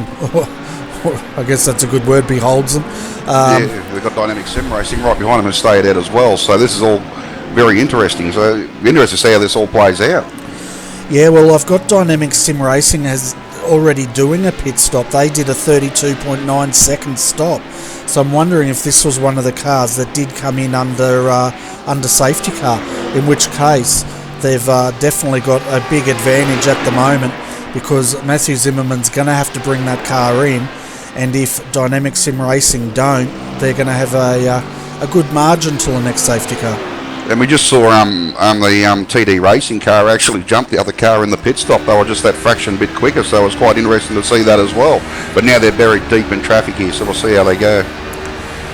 Yeah, and that's the thing, isn't it? It's going to play a bit of part. And I'll tell you what, LMTI, they're on the outside. Are they going to dive into the pits? They're going all over the place. No, they're not. They're staying out. So they must be pretty confident that they've got fuel, or they're just so absorbed in this battle they've forgotten. But I tell you what, Mark Rayner is putting a blowtorch on the back of Zimmerman at the moment.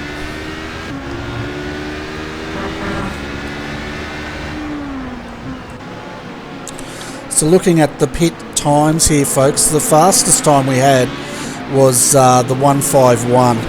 Now 5.4 seconds. I'd say that just done a splash and dash, because the average pit time is anywhere between 32 seconds for Class 1, and some of them have gone as high as 49.2 seconds. One of those cars was our feature car tonight, the 166 Team VPR entry. They're currently 14th. Their pit stop time 49.2 seconds. Yeah, and the TDR, the Redback Racing boys did actually keep their positions during those pit stops, so it's all worked out pretty good for everybody there, you'd have to say. Just interesting to see when these top three cars are going to pit. They still haven't come in yet. Okay, and we just had a bit of a news on the 117. They actually took their pit stop back in lap 1, or one lap before the caution, so they pitted under green. And that's definitely worked in their favour now, because they are now fighting for second. So good call there. Thanks for letting us know to the people in the chat room there. It's we can't cover everything, so we really appreciate any feedback you can provide us to make us look good up here in the comm box. Well, that strategy has played out very nicely for them, because they've now got like a 40-second lead over Redback Racing, and they can go out there for the whole stint. So these other, the top five boys that were battling early are now 40 seconds behind them. So just that simple pit stop and like a bit of luck with the safety cars helped them out immensely for the next hour. Yeah, well, now they've got the lead because Matthew Zimmerman, they had to bring their car in to the pits, and they have. So that's released Dynamic Sim Racing now, and yeah, 1.99 seconds is the lead back to the high-tech painting team. Their stop was 5.4 seconds, so they've just done a quick splash and dash on this car and sent it out again. Yeah, it must have been a strategy call with that one there, Bernie. So it'll be interesting to see how that pays out for them long term too. Well, I've got them down as doing 2 pit stops, so I reckon they've probably pitted earlier and done their full service, and this time they've just thrown some fuel in to keep them in the window, I'd say. I dare say you're right there, Bernie. They've just gone in and topped that tank up just to make sure they stay on the same strategy as what the big boys do, so they don't drop a lap. And this is a strategy that's going to play out all day with these different teams. They've got to think outside the box and try and do something that no one else is doing, and hopefully it pays off for them. Yeah, we've got a car into the wall at the bus stop. I heard him. I could hear the hit and him spinning the tyres trying to get it out. We're just having a look at Sam Blacklock here to see if he was one of the victims here. He is in the right spot for it to happen, so we'll just have a look at this replay.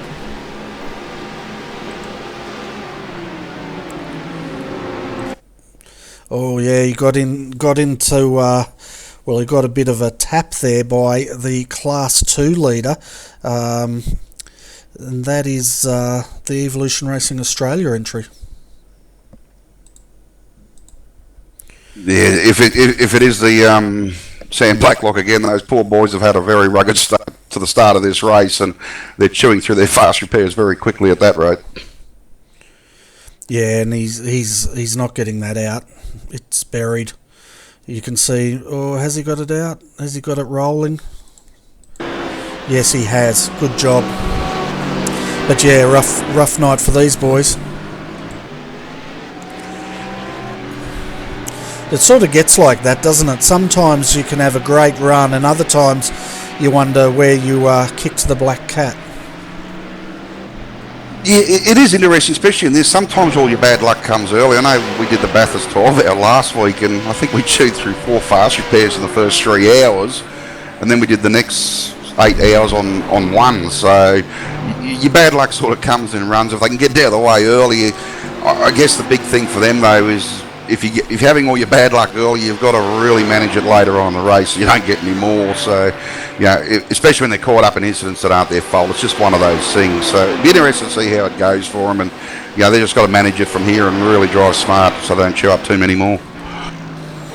Yeah, and I guess one thing they can be grateful of is that car's not it's carrying a lot of rear wing damage, front damage, but it looks like it's tracking straight, so they hopefully can keep that car out until they can take advantage of a service. I don't know if you'd want to be chewing through too many fast repairs this early in the race, but I guess that's where strategy and the team manager will make that call. Oh yeah, definitely. I mean, one thing I will admit with these Porsche cars is they are quite strong. You can give them a bit of a belt. The only time they're not is if you actually get stuck into the wheels. If you've got the front wheel turned a bit and someone gives you a whack, it's very easy to bend the steering on them. But if you hit them from the front or the rear, they look worse than what they are, and they'll still drive straight and still perform okay. So they have made them quite strong. It's the biggest problem is if you get tapped on the wheels, they're pretty fragile and around that area, unfortunately. Yeah, so he was pretty lucky. He got tapped on the rear quarter panel, and that actually spun him into the fence, and he hit the same rear quarter panel in the tyres. So it looks like, as far as the front end of the car goes, yeah, he's carrying a bit of damage, but I'm not sure if that's from the tyres or from something previous, but at least the steering's tracking.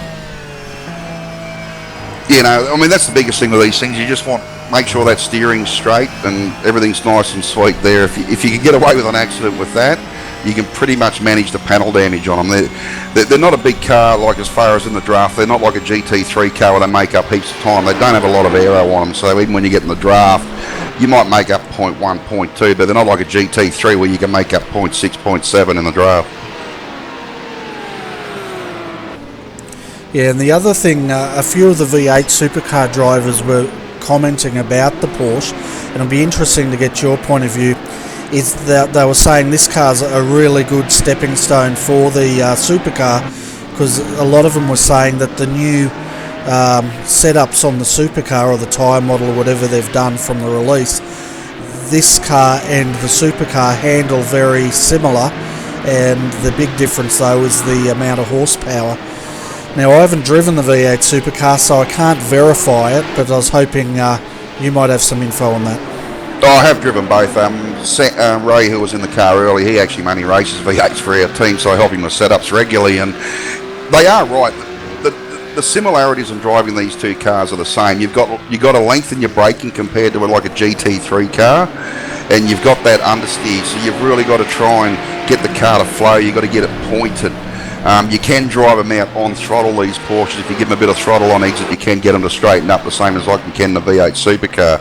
So if anyone can get into one of these Porsches and manage them and drive them quick and drive them smooth, when they get into the V8, it's not that big a stepping stone. You've got the understeer, you've got the brake lockups and everything else that goes with a V8 supercar. You haven't got any of the aids. The big difference with the V8 supercar is, of course, the weight and the horsepower. So when you're throwing a V8 supercar around, you've got to manage throwing that weight around and bringing in that horsepower. These are probably half the horsepower of a V8 supercar, but they're not as heavy. So if you can manage one of these and drive it well, get the braking right, turn in, like I said, the big thing's the braking. If you can manage one of these with the longer braking and getting it to point into the corner the way you want, once you step up to a V8 supercar, you'll find it a lot easier adjustment. If you're coming from a GT3 car into a Porsche with a V8, there's just such a massive difference. With the GT3s. You've got all that aero downforce, you've got traction control, you've got ABS, so locking up into corners isn't such a big a problem and things like that. So if you can manage the Porsche, you'll find it a very easy stepping stone up into the V8. So that'll be awesome, because I think that's one thing iRacing needed is a car that people can use as a stepping stone into the V8, because I've seen some drivers, they'll jump out of the Skippy straight into a V8 and they're a bit at sea, because with the Skippy they've got a good set of tyres on, not a lot of traction, and you can pretty much rev the guts out of them, which you have to if you want to be competitive. Jump into a V8 supercar, you do that, you're just going to spin the tyres and find you'll be looping it all the time. Yeah, I guess that's the only thing with the Porsche. Big difference to the V8 is it has got a lot of rear end grip, whereas the V8 hasn't. So the biggest thing you'll have to manage when you go from a Porsche to a V8 is your throttle control. Not overly as important with the Porsche because of the amount of grip it's got on the rear end, but as far as learning to corner and all that sort of stuff, your braking and all that, this is a great tool to jump into to learn to take that next step up to the V8. This will teach you a lot of the tricks you need to know to get quicker in the V8 car. Fantastic, and I look forward to driving this Porsche in anger. I'll be up against the Mr. Ballinger in the Masters class, so you're going to have to go easy on me, mate. Oh, I'm struggling with it too at Bathurst, don't stress. Yeah, it's going to be interesting. Looks like we've got Michael Hammond down there for laser racing. We'll bring him up and have a chat and see if we can work out exactly what happened to that Mercedes earlier on in the race. Hi Michael, welcome to the RRTV Combox. Having a look at your car at the moment, the 212, looking nice and clean out there. The one thing earlier in the race we saw was the laser racing Mercedes on the infield, very beat up. We can't really work out what caused that. Have you got any more information on it? Yeah, good morning fellas. What happened, as you would have seen at the start of the incident, is he got turned, and because there was a really big pack behind him of Porsches and the GT3 cars, they just had nowhere to go, and Gary ended up going about 50 feet in the air once they hit him. Okay. And that's why he was sitting on the infield. Okay, fair enough. Yeah, we only saw him get tagged by the Audi, then everything went blank, and then the next thing we saw him way off in the infield with the engine shot. Also, you had a bit of dramas with your Porsche earlier on as well. We noticed that was also in the pits. Yeah, that was just a slip up by my mistake. Didn't realise we could under yellow. I read the rules a bit wrong. Okay, well, it's still heaps of time. The car's looking great out there. It's nice and straight. It's looking competitive, and you've got 8 hours and 40 minutes to get it back up to the pointy end in your class. Are you on the same lap as the rest in Class 3? Yes, we're on the same lap. The car has been really fast at the moment. We're was setting the same time as Kane after my pit stop. I'm just happy that the HPD's got a round in on that last safety car, or we would have been a lap down on them. Okay, well that's good news, and we're just seeing at the moment Jason Bentz, he's got his hands full as the GT3s are absolutely monstering him trying to get through, but he's holding his line, and we just saw one of the Porsches that didn't hold their line in the background spearing off. Hopefully they'll get it going, they do. But yeah, he's holding his line, they're flashing lights at him everywhere, but you know, he's doing a great job out there. Yeah, but that's the thing with the Porsche. It's very, very fast in a straight line. It can actually outrun the GT3 cars in a straight line, but once it gets to the infield, the GT3 cars with their ABS and a bit more aero, they just seem to be able to brake better and turn in. Yeah. The Porsche. Yeah, but you know, I guess what I was pointing out with you know, the importance in the lower class, hold your line, don't lose any time. Lesser experienced drivers would have given them all a big wide berth and either spun off the track themselves or lost a heck of a lot of time. Yeah, that's it. Well, it doesn't seem to be, we seem to be holding them up too much. They get to us though. Just like you said, we just have to keep our line. They will eventually get around us. We're not going to make it easy for them, I'll put it that way, because we are trying to catch the class leader in our class. So, but yeah, Jason's doing a really good job letting them through though, and avoiding the traffic that comes ahead of him. Yeah, exactly right. And so I guess what's the strategy from here on? Oh, as Jason starts to slide it, hang on to it, Jason. He's not allowed to crash while we're on air, while you're on air, because that would be the ultimate mocker. Yes, it would be. Well, the strategy is just to see how it plays out, and hopefully we don't get caught out going a lap down when the HPD comes past us, and safety car ends up getting pulled, which would be pretty bad for us. Yeah, it definitely would be. How many drivers you got lined up for today?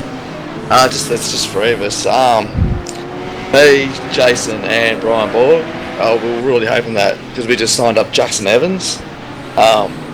As you would know, he just hopped into Matt Campbell's car for this year in the Porsche Career Cup. And yeah, it would have been nice to have him in the car, because he's really helped us out how to drive the car properly. Okay. Well, hopefully he'll join you guys. Jason goes wide at turn one. Yeah, we've got him on the camera. Oh, and there's Adam or Daniel. Those who's in that car. Just wondering if we're watching the same thing. I'm watching on YouTube. I'm a bit delayed, probably. Oh yeah, you're 30-second delay. I was looking at it going, I don't know what you're looking at, but I'm looking at something different here. Before we let you go, Michael, do you want to give a shout out to your sponsors? Yeah, just shout out to Lazy Racing, Steve Richards and Steve Richards Motorsport, and the boys for driving today in both classes. Yeah, fantastic. I guess with Stevie Richards, is he excited about having the Porsche Cup on iRacing, and do you reckon there's any chance we'd ever get him into one of your cars for a bit of a spin? Oh yeah, he was excited when we did show him, but I don't reckon he'll get in the sim, because now that he's concentrating on the full GT now championship, he's not driving the Porsche this year. It'd be a very busy man, I reckon. Yeah, well, he's got a lot of work under his belt, hasn't he? Because he's yes, like that second car as well. Yeah, exactly. And from what I understand, he's pretty much managing and setting up a lot of those cars now, and got quite a business going. It's great to see him doing so well in that department with the Porsches as well. Oh yes, he's not driving them, but yes, he's still a big help around the field with them. Yeah, and I saw him down at the Bathurst 12 hour there walking with his family after the Saturday. I didn't want to interrupt him though, because you know, he's probably sick and tired of having fans, you know, coming up to him all day long. But he definitely looked in his element. Yeah, I don't reckon he doesn't mind the fans coming up because that's what you have to expect being a high-profile race car driver. So I don't reckon it would bother him. You just saying hello to him. Yeah, I was going to say Michael sent me. Yeah, but yeah, like we've been talking to Jackson now, because he's started in Matt Campbell's car. Like he's going to get a lot of fan base just because he's driving that car as well. So that would be good for him. And with Jackson, he's one of the nicest blokes you ever talk to as well. Yeah, I found a lot of the GT3 drivers on the Bathurst 12 hour. What I found awesome was the fact that the pits were pretty much open to the fans. You could get in there and have a good look around, and the teams didn't really mind it. And I was even in there late on Saturday night after I missed my bus and walking around, and it was getting on dark, and you know, there was absolutely no one challenging me for being in there, and it was good to see what goes into those teams, because it was like a city under lights there, and they were really busy that night. Yeah, well, I went back in 2014 and it's exactly the same. It's not like the V8 supercars where you need a pass to get in there and then you basically boarded off from all the cars and all that. But with the Bathurst 12 hour, they just let the fans basically have a look what's going on and just promote the GT3 cars really good. I see it, the way they handle, the way you can get the access to the back of the pits and stuff. Yeah, well, your general paddock pass becomes an access all areas pass, apart from the court box and that. But it's just an excellent event, and if anyone missed it this year, I highly recommend you get it to next year. Although I don't want everyone turning up, because it's a really nice, relaxed family atmosphere. Oh yeah, it is. It's really good atmosphere.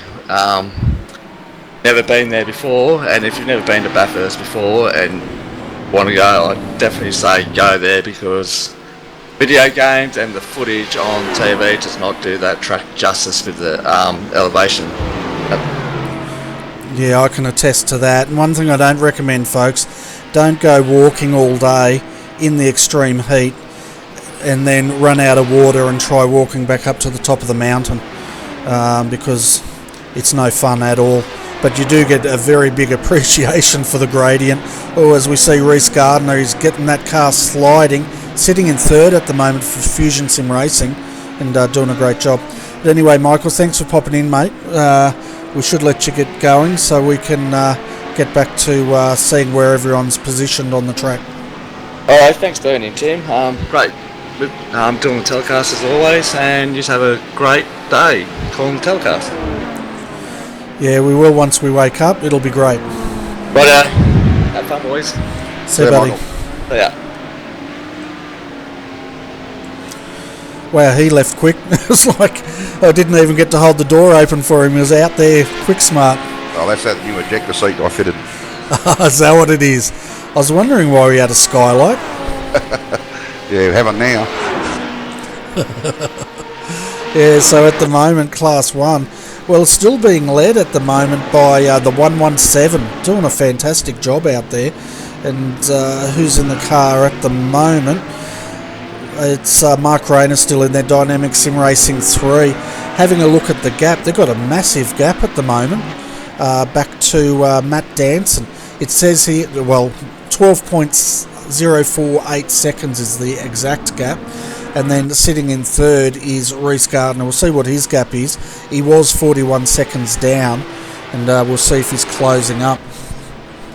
Yeah, basically we've got the car that pitted the lap before the safety cars out in front, and then you've got High Tech who had to do the splash and dash behind them, and then you've got a gaggle of cars within 10 seconds, all the ones that had to pit that are chasing them down. So we'll see how we go as the day goes on. Yeah, well, it takes one safety car and it'll pull them back in. He's 42 seconds down from the leader at the moment. So looking at their lap times though, he did a 1:36.527. Matt Danson in second in the 1:51. He did a 1:37.481. So Reece is definitely on the march. I predict he'll probably, if we stay under green, he'll probably catch him in the next hour at this rate. Yeah, the faster boys, like I said earlier, they just have to make their way back up. But mind you, if we get a safety car, it's all gone. So it's just managing it.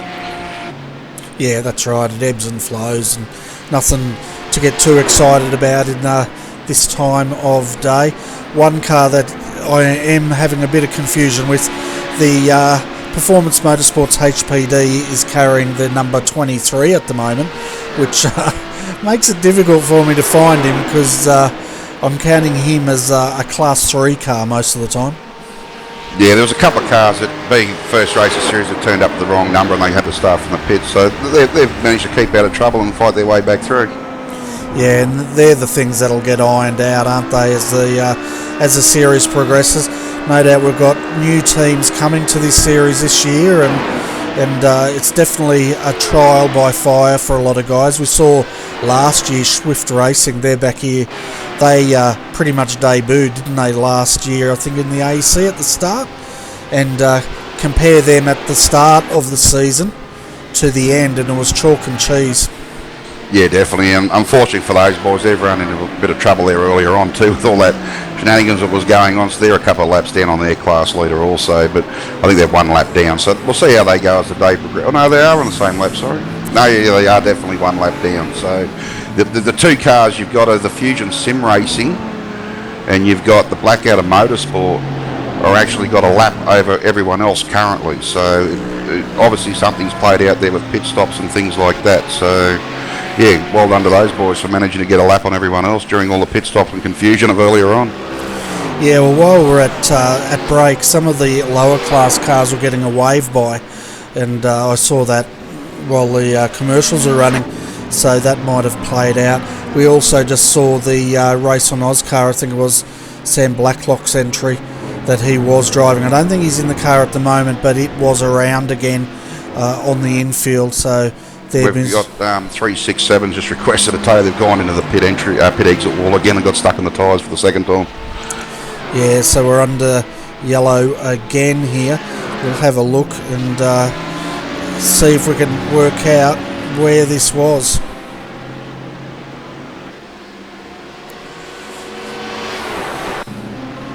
Just having trouble getting the car up.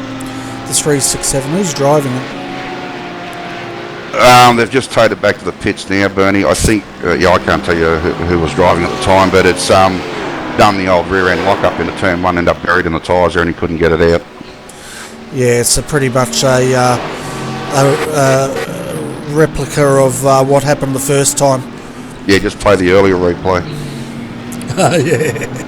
Yeah, that's it. We'll just keep on doing that. But yeah, so under safety car once more here, folks. 8 hours 25 of this race remaining. We have now hit lap 50, so they're doing a pretty good pace here.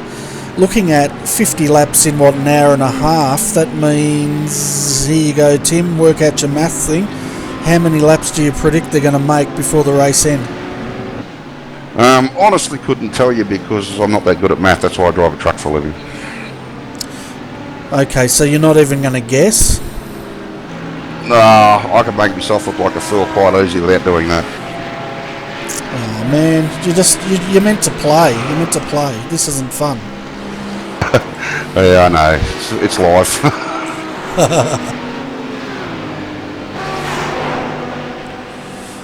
It's alright, I'm just using the slide rule while I'm trying to work it out here.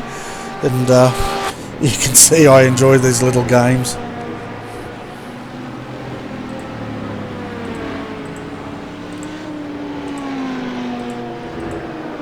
Probably as a rough guess, somewhere around, depending on safety cars, 320 laps. There you go.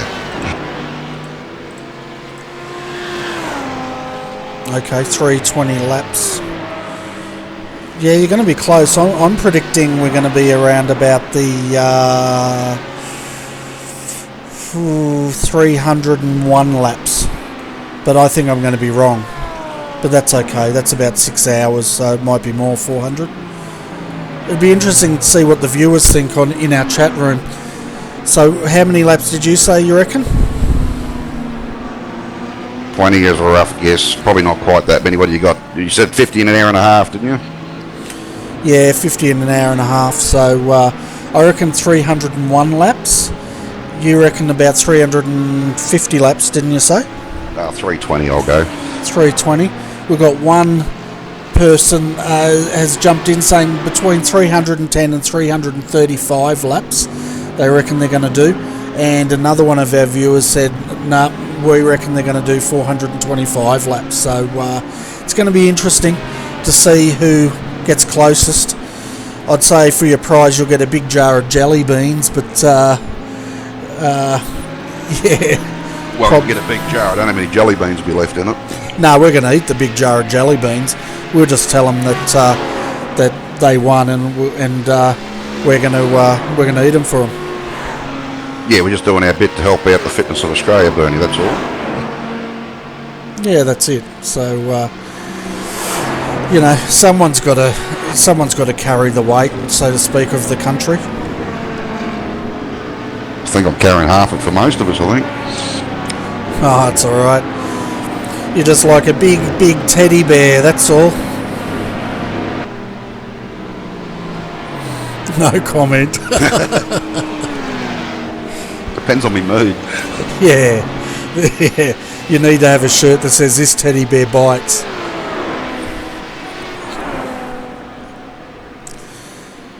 Yes. We're doing all the wave rounds now as we speak, Bernie. So we'll see how everyone settles down after we do that. We'll see why everyone ends up after that. Yeah, then we'll let you know the top three in each class, folks. But looking further down the field, we can see a few cars down there. The 367, they've had a heck of a night, haven't they?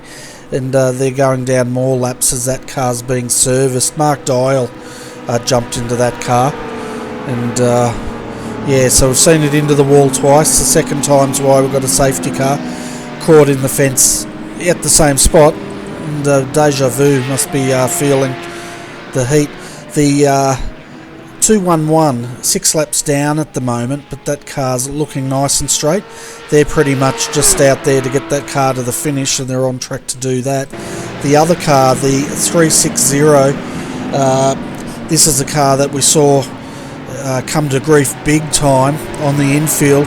They are 7 laps down from the lead at the moment. That's Class 1 lead, and probably about 4 laps off their Class lead. Kent Walker's in driving that car at the moment.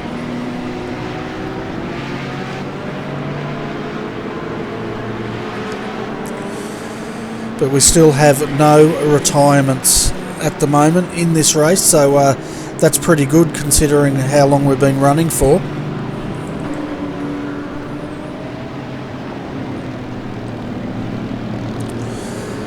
Yeah, so our jelly bean competition continues here. Another member of the chat room has said they reckon we will be between 290 and 330 due to the number of yellows. And someone else, now we've got a competition on safety cars. What's he reckon? Oh no, he's saying the way it's playing out, he reckons there's going to be between 3 and 8 cars left racing at the end of today.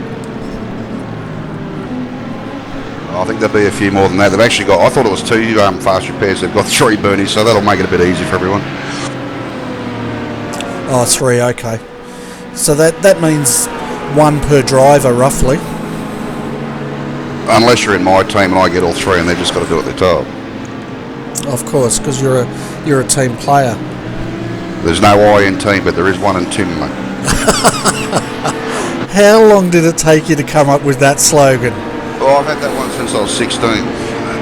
Okay, so probably about 60 years. Yeah, something like that. Feels like it. Yeah, I tell you what, after I pulled up from our little Bathurst trip, I felt very old and very ordinary for quite a few days after that, that's for sure. Yeah, it took me a couple of days to recover after the 12-hour drive home on Monday too, so, but I wouldn't change it for the world. It's certainly worth going to. Yeah, it was awesome to meet a lot of the people we see online. One guy I did get to meet was Reece Gardner, and what a nice bloke he is.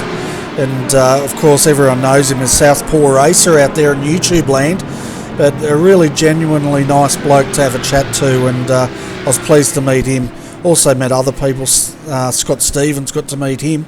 That was great. Lewis Kugeley, got to meet him as well as quite a few other names in the iRacing community. And of course I got to hang out with Mr. Tim Ballinger here. Yeah, a bit of a chat there on the hill. It was quite good. So it is great to actually catch up with the people you know and race with, but you can't put a name to. And like the guys from Fusion Sim Racing, they're all class people and great gentlemen. And Elliot Dober and Rex there, some really great people to catch up with. And it's great to meet people and share your passion with sim racing and real life racing with. And yeah, and that's what it's all about. We all love doing it. We're all competitive people. We wouldn't be doing it, but it is great to catch up and put faces to names and just take your sim hobby to another level. Oh, exactly right. And you know, you had different iRacers doing different things. I think Dylan Shepherd was working in one of the garages there. We had Mark Ford. He was also an official photographer for one of the teams, and we even saw Terry Nightingale out there commentating on the hill and doing a great job. Yeah, it's quite amazing how many of us, we've got our sim racing passion, and a lot of us in real life just can't afford the big bucks, unfortunately, to put a car on track. But you know, we'd all love to do it, and as many of us can get our hands onto the real life stuff and help out where we can, it's just great to see. Oh, it certainly is, and yeah, a lot of fun, that's for sure. And yeah, if I go back next year, I'm not saying I will. I'm not sure if I will because it was bloody hot, and if I do though, I'm going to, one, take myself a tent, and two, not walk so damn far on the first day. That was a bit of a trap for young players, I think. Yeah, I did that the first year I went, which was the year before, and yeah, because I got there all excited on Thursday, set the tent up, and spent about 6 hours walking around, and yeah, that pretty much wrote me off for the week. So I learnt pretty hard the first time, and that's why the second time I sort of spaced it out and took it a lot easier. Yeah, and I got all turned around in the lower pits, you know, the camping area, because I came across all these drunken people in the back of a ute full of water, and they just looked at me and said, "Mate, you're parched, jump in. We'll replenish you with bourbon and beer." And I thought I was back on the top of the mountain with you lot again. Yeah, no, definitely. We actually pulled that trick on, I think it was Thursday lunchtime. We filled up the back of a Hilux with a carbon made a swimming pool, and yeah, it was the only way to cool down. Unfortunately, she was pretty tropical up there on the mountain for the week. I think it was 37 degrees by Sunday, so yeah, it certainly took it out of you, but yeah, you wouldn't have it any other way. So it was just a great event, great to meet so many good people, and good to get out and have a laugh and relax. Oh yeah, for sure. And at the moment, folks, we've got a bit of safety car confusion out here. The lights did go green temporarily. Safety car came in. It's back out now, and he's just trying to get back on to the leader and go from there. Yeah, like I said, it's a big learning curve for the drivers and also race control. So they're doing the best they can, and they're trying to get this under control. And just everyone's got to be patient. And I'm sure by the time we get to the next round, all these teething problems will be sorted out. And even by lunchtime today, this will all be under control. And just everyone's just got to be patient and work with each other for it. Oh, for sure. And you know, one thing I'm grateful that Alan and his team stepped up to the plate, because I was really disappointed when I saw that AEC wasn't going to continue this year, because it was a flag mark event for iRacing, and I hope it comes back. But I'm just grateful and glad Alan and his team jumped into the void and brought out this event, because without it we would be missing one of our big Australian championships. Oh, definitely, and I know from my point of view with the series that we start next week, running a series is not easy, and there's a lot of time and effort that goes into the background, and you know, there's very few people prepared to put their hands up to do this sort of stuff, and then you've got the cost of hosting rooms and everything else on top of it, and then, you know, like I said, the time and effort with point scoring and penalties when it's finished and all that sort of stuff. So, you know, you just got to be grateful there are people within our community prepared to put their hand up and take on all this extra effort, otherwise we wouldn't have these great series that we could race in. Oh, exactly right. We'd all be racing in the official series, and that is fun. But I reckon league racing like this just takes it to the next level. But while we're on the safety car, folks, let's have a look at our leaderboard. Our top 10 at the moment, which is pretty much Class 1. I hope to update the overlays in our break to bring you more of the information on each class. But at the moment, Dynamic Sim Racing is leading. High Tech Racing is sitting in second. Fusion Sim Racing comes in third, followed by Redback Racing Team Black in fourth. Sitting in fifth at the moment, Dynamic Sim Racing 4, followed by Redback Racing Team White. Then we have Performance Motorsports HPD in seventh, Dynamic Sim Racing in eighth, Carnet TDR, they're sitting in ninth, and Team VPR are sitting in 10th in class. Now the interesting thing is for Class 1, the last car on the lead lap is the Redback car, and well, they might have just gone down a lap, but they were sitting in 12th in class.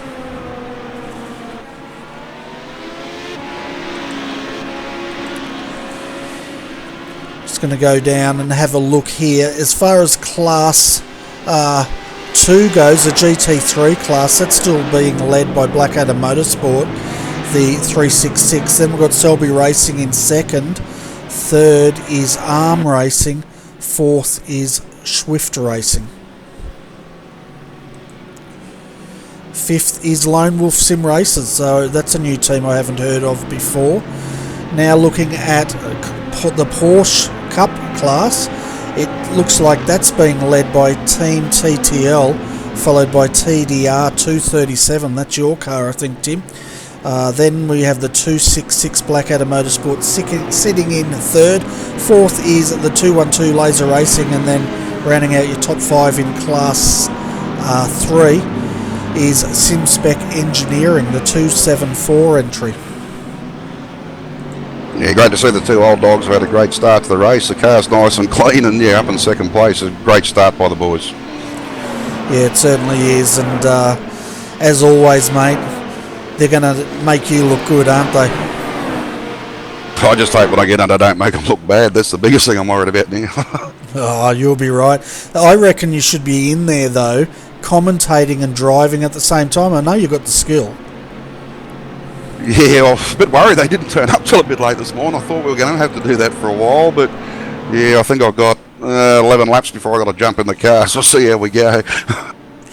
And I'm just having a look. We are trying to work out what we're going on about, because the safety car lights are on, but my overlays show the safety car is not going on, so my overlays are playing up a bit here. Oh, they've just rethrown the safety car flag now, Bernie, while they try and sort out these labour rounds. Okay, I reckon there's a bug in my overlays, because I think what I've done is I've hidden them and then they haven't come back on again. I'll have to add a little override button there in the brake. You know, I was up to, speaking of work, I think I got to bed at about 2 o'clock this morning. I was up mixing intro videos and God knows what all night last night. Well, what fun it was for a Saturday night. You should be commended, Bernie, the effort you put into this channel and the things you do behind the scenes to make it all work. I know we had to talk about it Bathurst, mate, and you know, it's just, like I said, it's just unbelievable that people like yourself will put in the amount of effort you do to try and help the rest of us out, and I know how much we appreciate as a team and how much all the teams appreciate all the effort you put in. Yeah, well, I enjoy it, because this is probably the only thing I can do well in the iRacing server. I can drive, but I'll never be a front end driver, more mid to the end pack. I know when I had a run in the Porsche on the first round on the, I think it's the Australian Porsche series that runs on a Tuesday night, I qualified at 47th out of 49, and I was about 3 seconds a lap off the pace of the leaders. Yeah, I'm the same, mate. It doesn't matter what car I get put in. When the big boys come out, you're always about a second up to 2 seconds off. You're never going to win, so you just do it for the enjoyment. And I know with our car, we're currently running in second. We don't expect to stay there long. We just want to get the car home after 10 hours and see where we end up. There's no expectation or pressure, and just do it for the fun of hanging out with your mates, really. Yeah, that's right. My goal is not to come last.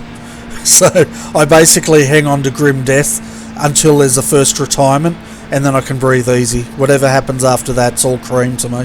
Yeah, open her up after that, you're right then. Exactly right. As long as I'm not last, I'm happy. in saying that, you know what's going to happen next week. Yeah, I might be too close to you. Can't resist temptation. Oh, no, mate. You're going to have to keep up with me. That's going to be the challenge, isn't it?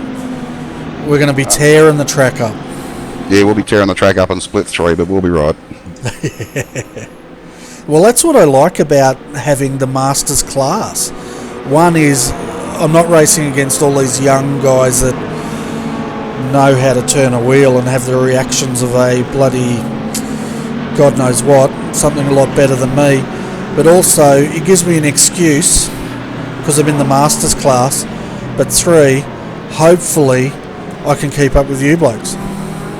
The reason why I introduced it, Bernie, is a bit along those lines. Like, we've got a lot of guys in iRacing that are over 40 and 50 and into their 60s, and it doesn't matter what sport, be it sim or real life, these young fellas, these young whippersnappers, you know, they go pretty quick, and I know I can't keep up with them, and I know quite a lot of the other guys can't keep up with them, and sometimes it can be a bit of a deterrent to entering a series because you know you can't race with these blokes competitively. So by introducing the Masters class, we've now got blokes that get to race with their peers, with their age level, and you know, hopefully they all get together in the same split down the back somewhere and get to go out and race in a gentlemanly and friendly fashion and enjoy it for what we like to do it for. We know we're not going to win, but hopefully we can have a bit of fun and have a hard race with one of our mates along the way.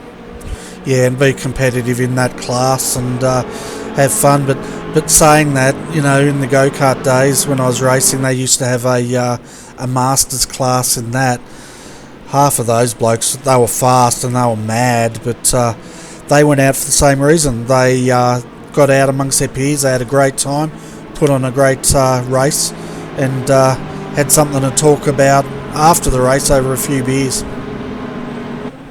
Oh yeah, definitely. I think once you get like up in that age group too, it sort of becomes a different thing. You're still competitive. You still want to beat your mates. You want to do the best you can, but it's not completely gloves off, elbows out, I've got to beat you sort of thing. You'll do it in a different style sort of thing, and that's nothing against the young boys. They're quick, they race hard, and they want to win. So I guess in our age group, it's a slightly different level, but don't worry, I think there'll still be a few elbows out and a bit of push and shove. Oh yeah. It wouldn't be racing otherwise. If if there's no elbows out, we might as well take up scrapbooking. And I tell you what, that would be something to see. Get all the old iRacers together, scrapbooking with a few beers, and talk about the good old days. Oh yeah, I know. I used to have to walk 7 mile to school uphill and then 7 mile home uphill and milk the cows. Yeah, the good old days. Yeah, well, I had to put on cardboard bloody tissue boxes as shoes and walk around in the rain. I think we still had slate tissue boxes when I was around. Slate tissue boxes. Yeah. All right. The hardest part of walking to school was not getting eaten by a pterodactyl. Yeah, those T-Rexes, they were hard to saddle up too, weren't they? Yeah, they were quick too. I couldn't outrun them. I just rode them. There you go. See, I wasn't even smart enough to do that. The safety car lights are out, folks, and we're going to be back to racing very shortly. And so we've had this is our 3rd safety car, I think, tonight, so it's not too bad. You know, the boys are doing all right. This one's been a little bit longer because they've had a few problems sorting the field out with a few technical glitches there. So, but they've got it all under control now. Looks like we're ready to go. So, be interested to see how this all pans out. And the good thing is in GT3 land now, we've got a lot more cars back on the lead lap. So you got most of the field in GT3s on the same lap and the same back in the Porsches now. So we've got plenty of racing here to go. You got the top 10 in each class are all on the same lap as each other. So look out, fireworks will be on here very shortly. Yeah, they certainly will. I am looking forward to seeing the fireworks at the end of the race. I think that's what the night races have, isn't it? I think so, yeah. I hope they do anyway. Yeah, I just want to ooh and ah, that's all, even if they're virtual fireworks. But anyway, safety car's going to be in. Mark Rayner will have control of this field once we're back to green here, and 57 laps down here at Daytona.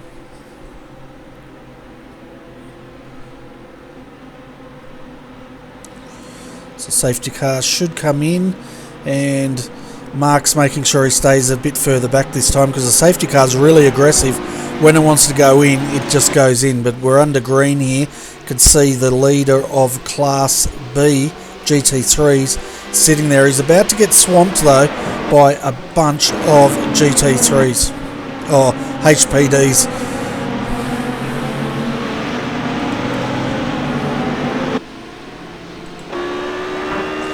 See the Selby Audi car there off on the side of the road. He had a bit of a incident. Oh, we've got a big incident, turn 1, Bernie. Back in GT3 Porsche land. Okay, I'm trying to jump back to that. Do we have a car? I'm just trying to get it for you now, Bernie.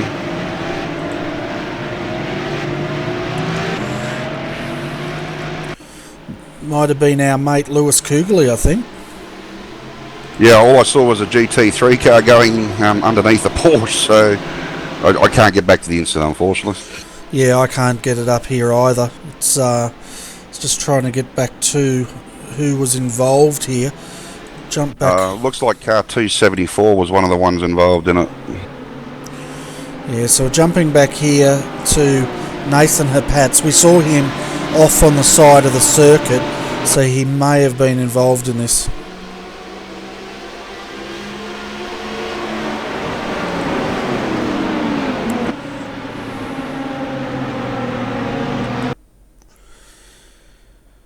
So we could see Lewis there going wide, but I can't see any incident yet.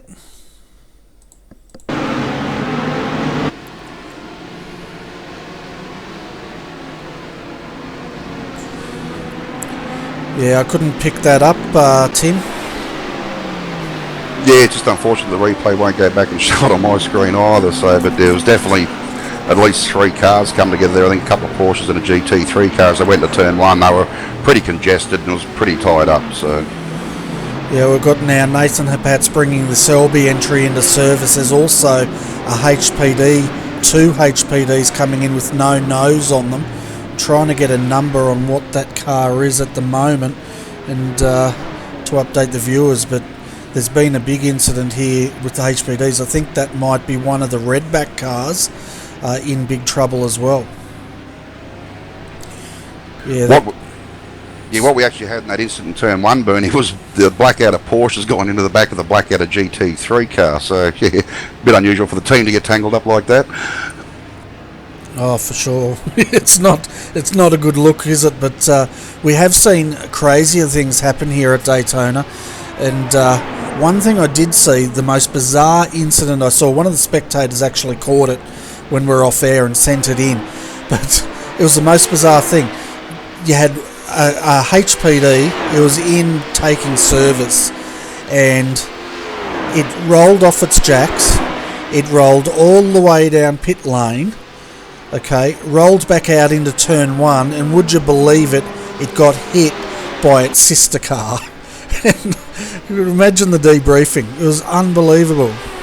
Someone in the pit crew would have been sacked, I think. Yeah, and one of the spectators, because we were actually off air at the time, sent it in, and I could not believe my eyes. Yeah, just one of those unusual events that happens. Yeah, you just can't predict it.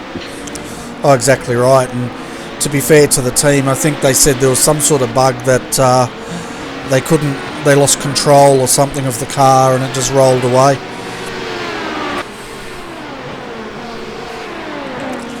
So at the moment, Reece Gardner's leading now, Tim. Yeah, as I said, that safety car there, it sort of backed all the field up again, so that big lead that the boys had earlier on there from Dynamic Sim Racing's all gone, and all the quicker cars are now handing them and ready to come through. Yeah, so at the moment, Fusion Sim Racing has taken the lead of this race, and followed by Matt Danson in High Tech Racing in second.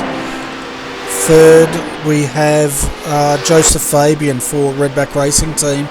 Fourth is their sister car, Daniel Bannerfield, still in that car in fourth, and then Justin Strickland rounds out the top 5. The other interesting thing too is I see our Sam Blacklock's received a black flag again, the poor bugger, so their luck hasn't changed yet, unfortunately. No, they've been in trouble for how long we got now. We've been on air now for 2 hours, so they've been really struggling with that car, and it's just not their day.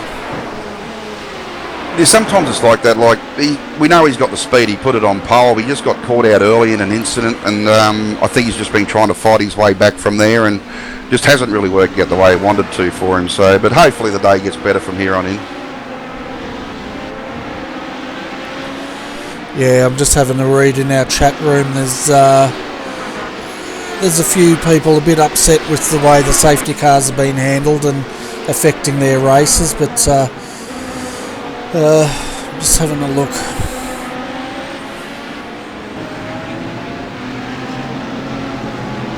Yeah, so a bit of conjecture going on there between competitors, but nothing to mention on air.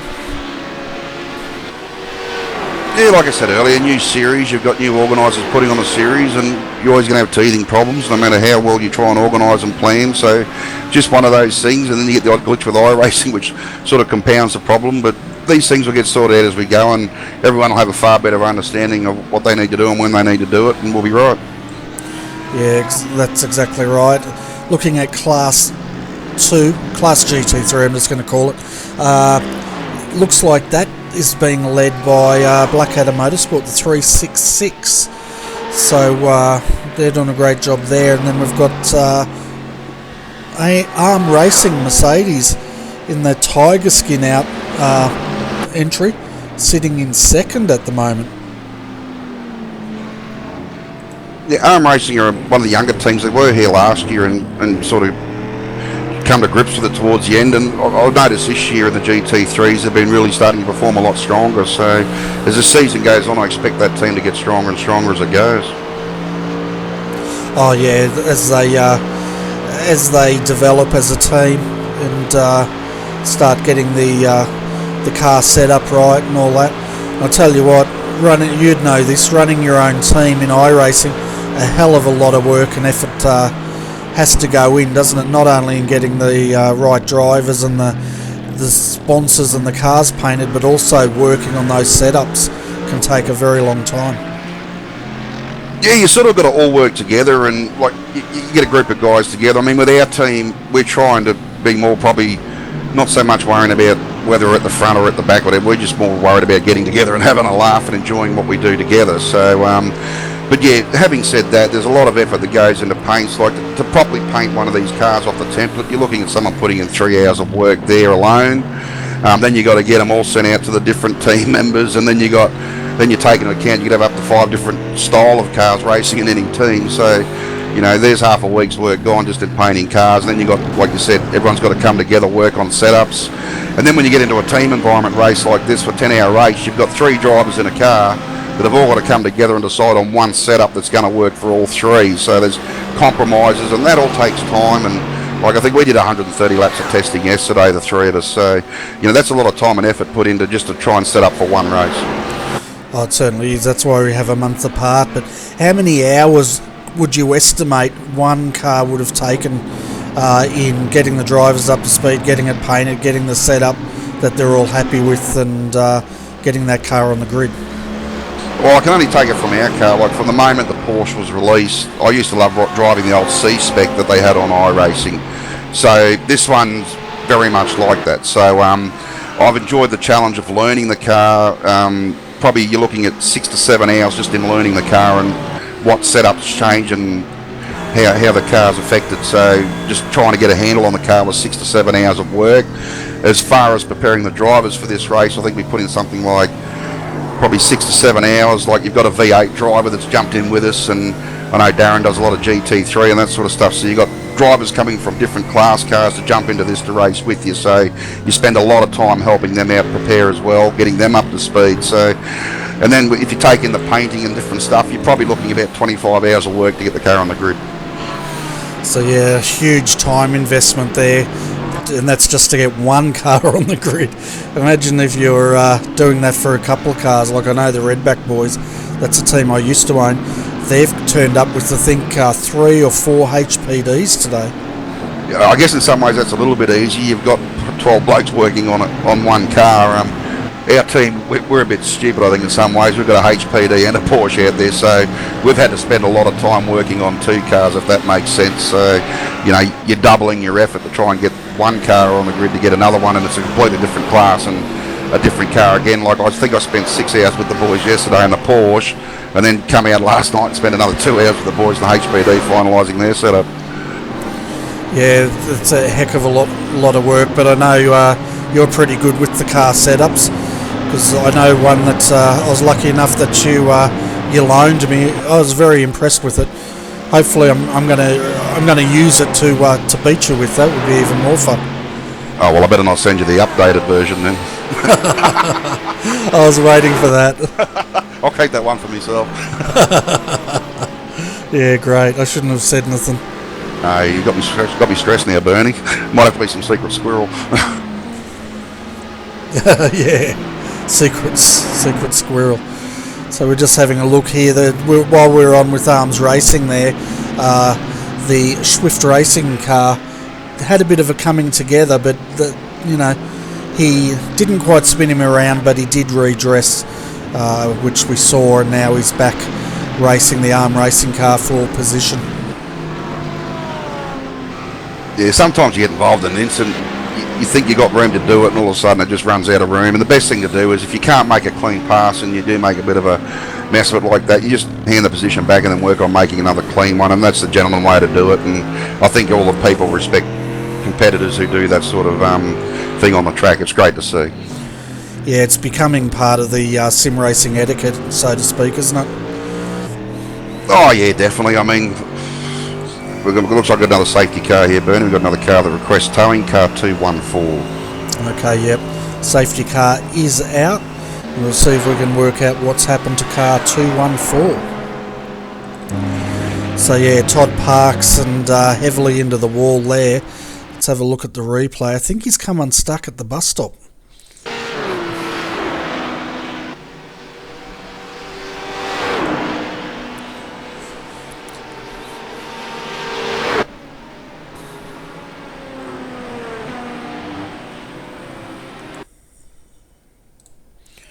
So yeah, Synergy Sim Racing 1 team coming in really hard. He was following a HBD in, and I think he worked out that the Porsche doesn't handle quite as well as a HBD, but heavily back into the wall, and as we've seen tonight, a number of occasions, buried that car into the tyre barrier and he couldn't get it out.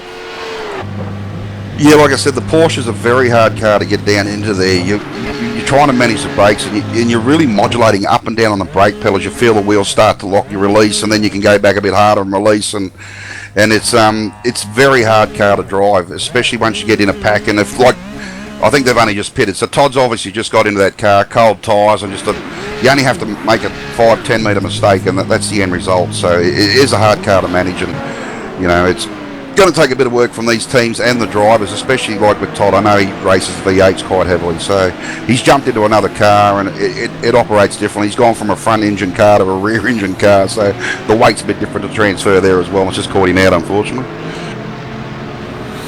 Yeah, that's right. But, the tyres are doing their jobs. They're absorbing the car. We just had a look from the gyro from the driver's point of view, and you could see what he sees, which is just a whole barrier of black tyres, and they'll pull that car out. Well, they have. It's been towed back to the pits. They'll fix it, and they'll come back out again. Might have to rename that the catch fence. It seems to catch pretty well and hold. Yeah, the tyres are definitely doing their job, aren't they? They're, previously we'd see cars bounce off them, but now they're actually sucking the cars in, and just like real life. Yeah, they might be able to sell them to a cricket team. They certainly hold well. Yeah, cricket. I'm not a big cricket fan, so anything you say about that will probably just go straight over my head. Cricket's a good sport. You don't have to run too much. I like it. Fair enough. I don't think I've played cricket since primary school. Oh no, I'm a big boy, so unfortunately I got stuck in the front row. So yeah, yeah, you take a few less hits in cricket. Yeah, I know. In primary school, you're either into rugby league, cricket, Australian rules, because in Canberra, Australian rules used to be big once before the Canberra Raiders turned up, and or some of the guys did did all three or all two, rugby and cricket? Yeah, I think it was a big thing. You played like AFL or rugby league in the winter and then cricket in the summer. Yeah, pretty much. Yeah, I went the other way. I just got into BMX racing, went from there, finally saved up, got a go-kart and moved up. So that's yeah, I was the kid that they all stirred for doing BMX racing. They couldn't understand that. Oh, I probably should have went that way too. I probably wouldn't have so many lumps on my head from being in the front row. Yeah.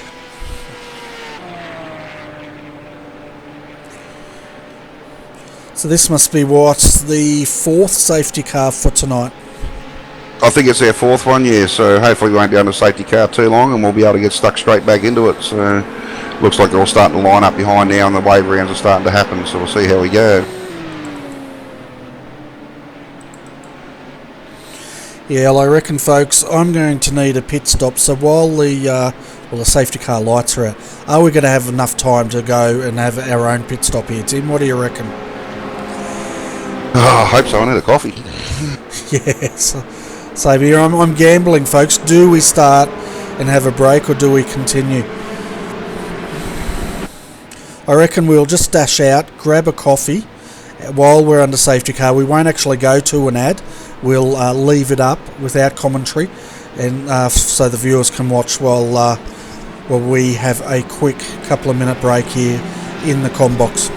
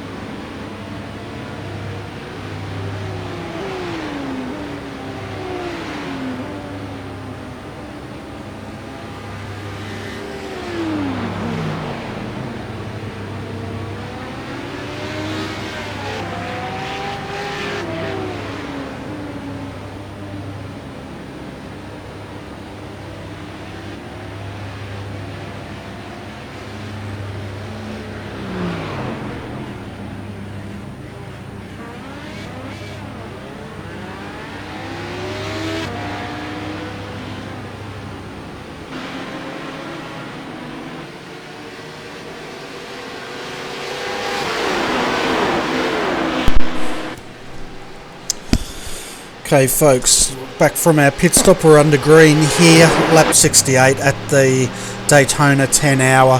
The race is being currently led by Ben Daly Jr. for Dynamic Sim Racing. Then we have Daniel Atchison in second, Misfit Motorsport, and Brendan Hack is your top three for Team VPR.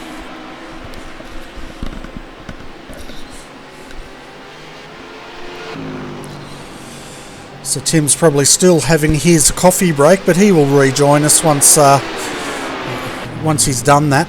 We noticed a few cars diving into the pits under green there to take service, and we'll see where they all shake out shortly.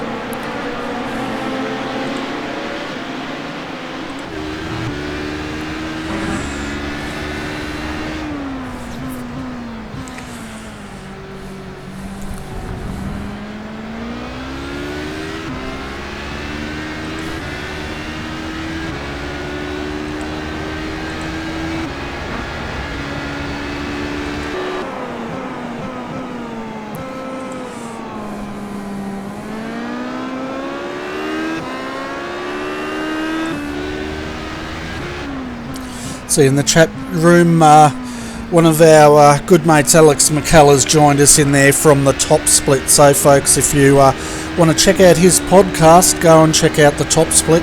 He's been interviewing some pretty high-class talent out there in the last couple of weeks, and I highly recommend it.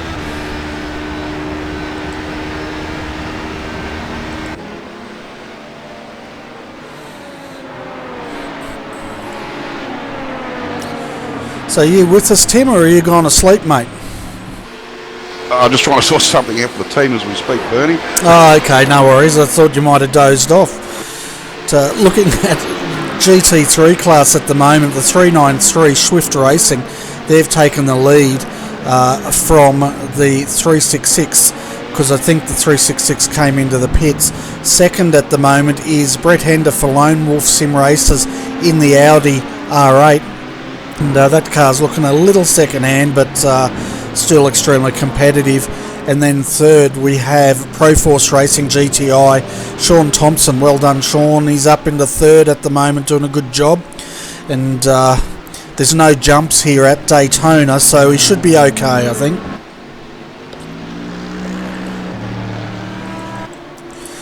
Looking in the Porsche class, we have Jake Maloney, Team TTL leading. As we can hear in the background, a big bang into the wall. Let's hope this is not another safety car. Just having a look, I can't see anyone, so they must be well off the track. So Jake Maloney's leading, followed by Michael Hammond Laser Racing sitting in second, so they've recovered well with that faux pas, so to speak, earlier on today. And then rounding out your top three in Class Cup or Porsche is 266 Alexander Sheridan for Black Adam Motorsport.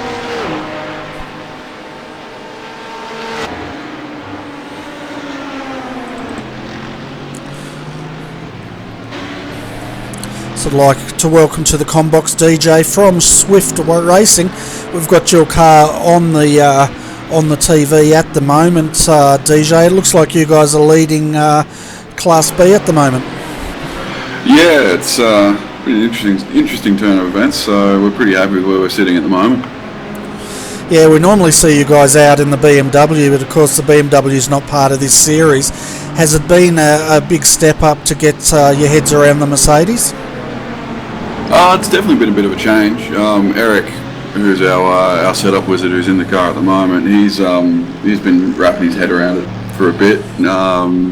There's a couple of little different sort of just little oddities with the car that we've been trying to get our heads around, but we think we're starting to dial it in a bit more now.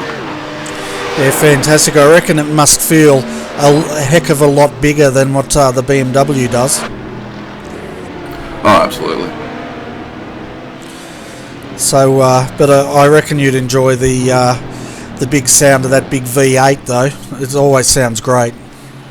Oh, it just purrs like a kitten. That's the great thing about the Mercedes. It just sounds so beautiful.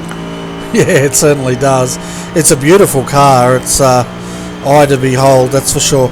and I'll tell you what, they sound just as good, if not better, in real life. Oh, absolutely. You were up here for the 12-hour, so you would have seen him in the flesh. I had the pleasure a couple of years ago of being a volunteer fire marshal on pit lane for the 12-hour, and yeah, just having those beasts just roll past you, it just hits you right in the chest. Yeah, it's that you feel the sound, if anything, don't you? It's great. So, nothing like it. Like, they're just absolutely unbelievable. I was lucky I was in front of one of the Mercedes pits as well for the entire race, so every time they came past, and it was, standing on that pit wall at 30 plus degrees in a fire suit going, oh, it's so hot, why am I doing this? The Mercedes rolls past and you're like, that's why. Yeah, I just had to hold my breath there. HPD came on the inside of your car, but Eric gave him enough room and continues on well. But I guess leading the class, your strategy and your plan tonight's it's all working for you? Yeah, well, we had a pretty rough start. We had a bit of an incident sort of at turn one, and with spin and a couple other little bits and pieces that have popped up through Josh's stint, but we got lucky, I think, on a couple of safety cars that helped us sort of get into a bit of a better position, and now we've got Eric in the car. Just he's just going to set down some laps, and hopefully we just stay out of trouble for the rest of it and stay at the pointy end. Yeah, you're definitely at the pointy end at the moment, and we're just having a look at nose cam, and it looks like you scared the TD Racing Porsche off the track there coming into the bus stop. And, that's not what Tim wants to see, of course, but that's what has happened. But as far as going the rest of the race, 7 hours 36. How many drivers do you have lined up for this car?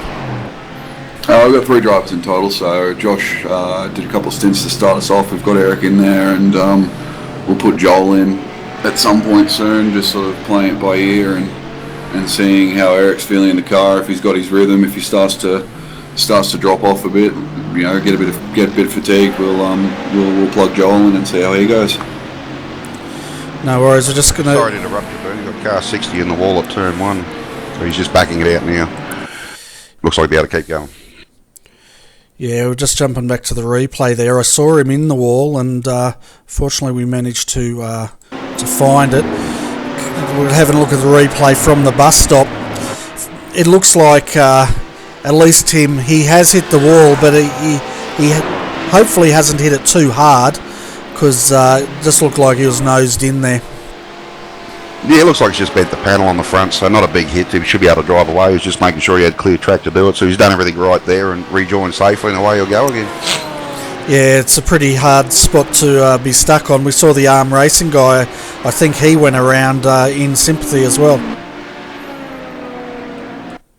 Like I said, very hard going into there, and if you get that yellow flag, you instantly grab the brake just a little bit harder, and all of a sudden you're around. And that was the thing that took me the longest to get used to with the Porsches. If you just react that a little bit harder than what you're used to, it just locks it up and around it goes. So you really got to concentrate, and same thing happened there. Yeah, pretty much. It looks like he stopped the car on the outside and he tried to turn it, but the turning circle wasn't enough, and he's, as you said, just nosed it in there off the line, so that he could rescue the car when it was safe to do so. But he's back out there running, and not a lot of damage to the car, probably a little bit to the Pride, but racing drivers are tough, they can take a hit or two. We've got car 325 requesting a tow. It's upside down at turn 1, Bernie. Man, it's all happening, isn't it? And that's Austin Moore, so let's have a look at what happened to Austin. He has been towed back, so we'll see if we can pick up where he's come unstuck here.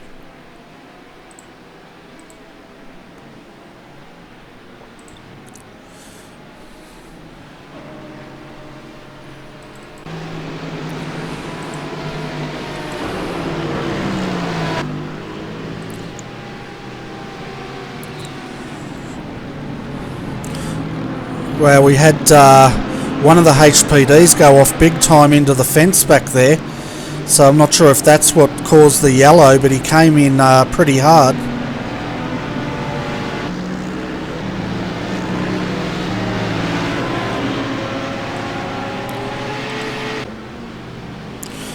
So yeah, Austin's been towed back, but I don't know who it was, Tim, but a HPD looks like he had brake failure back there.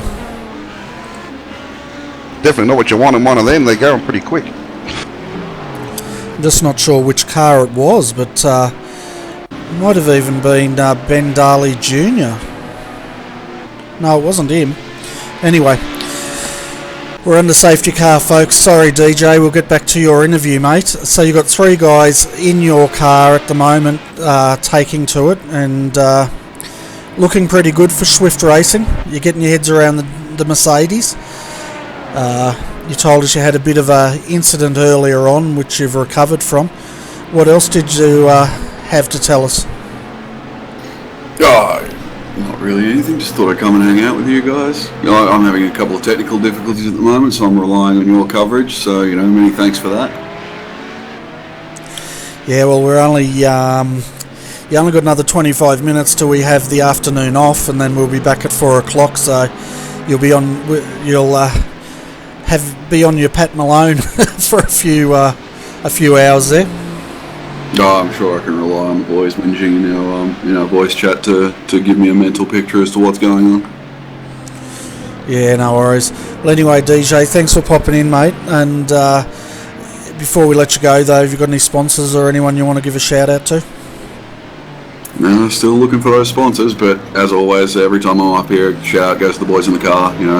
They're the ones that are doing the work. I just get to talk about them. Thanks to the guys that are running the championship. We were hoping for something to fill the gap that the AEC was going to leave, and it's looking like we're gonna have that. And as always, Bernie, you do an absolute stellar job up here. Tim, jumping in as well. Thanks, guys. You're giving us all something else to do while we got guys in the car. Yeah, no worries. Well, Tim's going to be out on the track a bit later on, so tell your drivers just to treat him gently or give him a wide berth, because he can probably bite pretty hard. Yeah, no worries at all. All right, cheers, DJ. Have a great one, mate. Cheers, boys.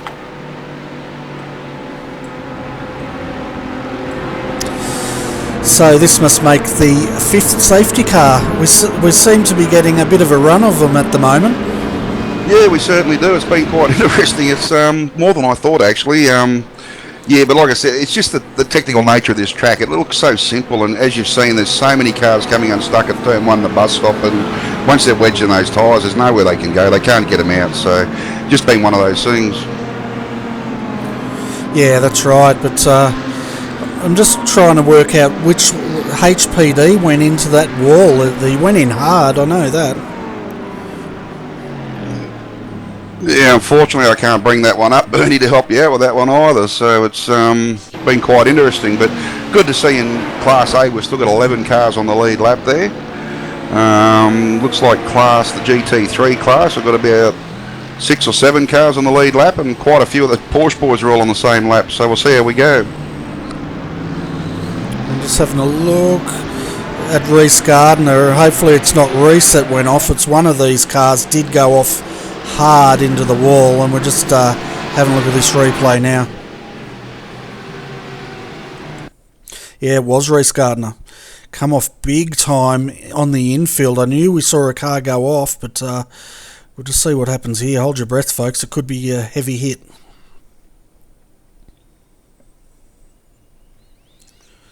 Yeah, big hit there for Fusion Sim Racing, and that's very unfortunate. This car was extremely competitive. We'll just see, jump on board with him, see if he's had any damage. Looks like a bit right hand down on the steering, but not too bad considering the hit he suffered there. Yeah, well, hopefully the car will be alright, and hopefully got some quick repairs up their sleeves if they're lucky here, and yeah, they'll chug around for the rest of the day and see how they go. Yeah, he was coming down the outside of a GT3 car, and he just ran out of track, basically. Hit the grass, and you know, around Daytona, once you hit the grass, you're pretty much a passenger. Yeah, it's funny like that with the amount of grass here you got in places. You hit that, and there's just no way you can pull the car up. Then we've just had a car go up the back of the other TD car under safety car. Brilliant. Oh, man. can't win. You guys are having a pretty rough time out there. We saw earlier it having to take to the grass there through the bus stop, but yeah, Fusion Sim Racing are having trouble too. I think their night, it's not their night tonight. They're down in 13th at the moment, and they're falling a lap down in the HPD class. Yeah, a lot of work to try and manage these things, and just like I said, first race of the series, a lot of boys have got to work on their racecraft and things like that. So, but we'll get better as the year goes on. We always do. We've seen every year with this sort of racing. By the time we get to the last few rounds, it's pretty uneventful, and everyone knows where they're at and what they're doing. So we've got new teams in here this year, new drivers. So they've got to get used to the rhythm and the pace of how this all operates as well. Yeah, that's right. It's always great. I love seeing new teams entering these championships or being formed to enter them, and new drivers. It always makes it exciting, and it's healthy for the sport, that's for sure. Class GT3 still being led by Swift Racing. We just spoke to DJ a moment ago. 328 Evolution Racing Australia is leading, coming second at the moment. That's the MS Limited Edition entry. Tim Ryan's driving that car at the moment. And then in third is the Selby Audi with Sean O'Brien driving that car at the moment.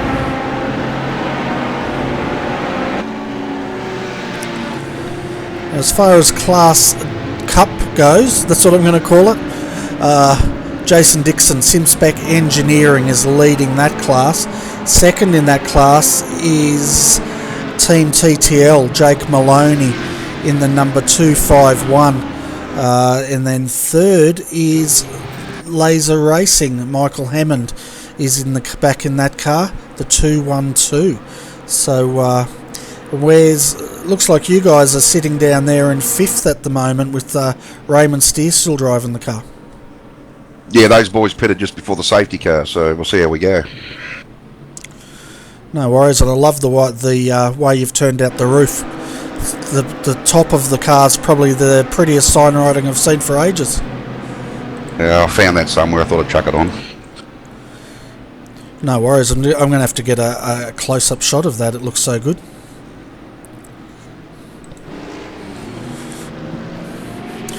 Tell Raymond I can't get a close-up, so can he put it on its side for me?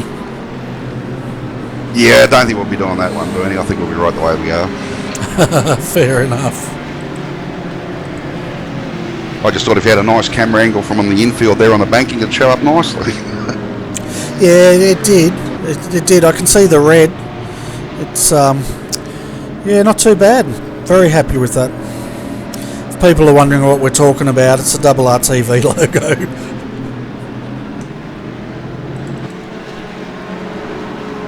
We thought we'd chuck that on there, Bernie. Like I said, you do so much work for everybody, and having that on the car, we're quite proud to actually run the RRTV logo. We're quite proud of what you do, and great to be a good mate of yours and be associated with the channel, and yeah, anything we can do to help, we will. Yeah, no worries. I appreciate everyone's support and help, and especially today, like you jumping into the Combox has helped a hell of a lot, because without you in here, it would have been me, and I don't think this coverage would have been going ahead. We've also got some other guys jumping in tonight. We've got Bailey Hall.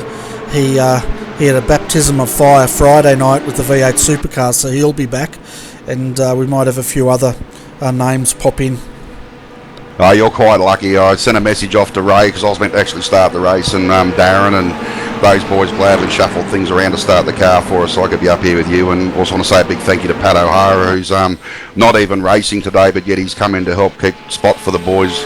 So, you know, those three blokes have helped immensely to give me the time to get up here and help you out. So it's been a team effort, but we're proud to do it.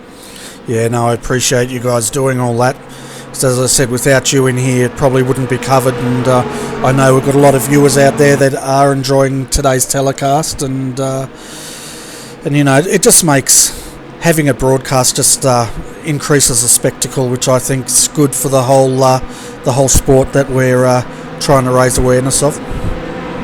Oh, having the broadcast is brilliant. It takes our sim racing to a new level, and you know, I know all the people I speak to appreciate just having that there. It just brings it to a whole new level, and we all enjoy it so much. And the good thing is too, if you like once the race is over, if you get time, you can go back and watch the broadcast, and you can pick up on what teams did and strategies they employed and how they managed the race, and that can help you in your next race too. So from a team learning point of view, it's great if all the members can find the time to sit back and watch the broadcast just to see how they go, and hopefully there's people who are not in the series watching this and enjoying it as much as what the drivers are.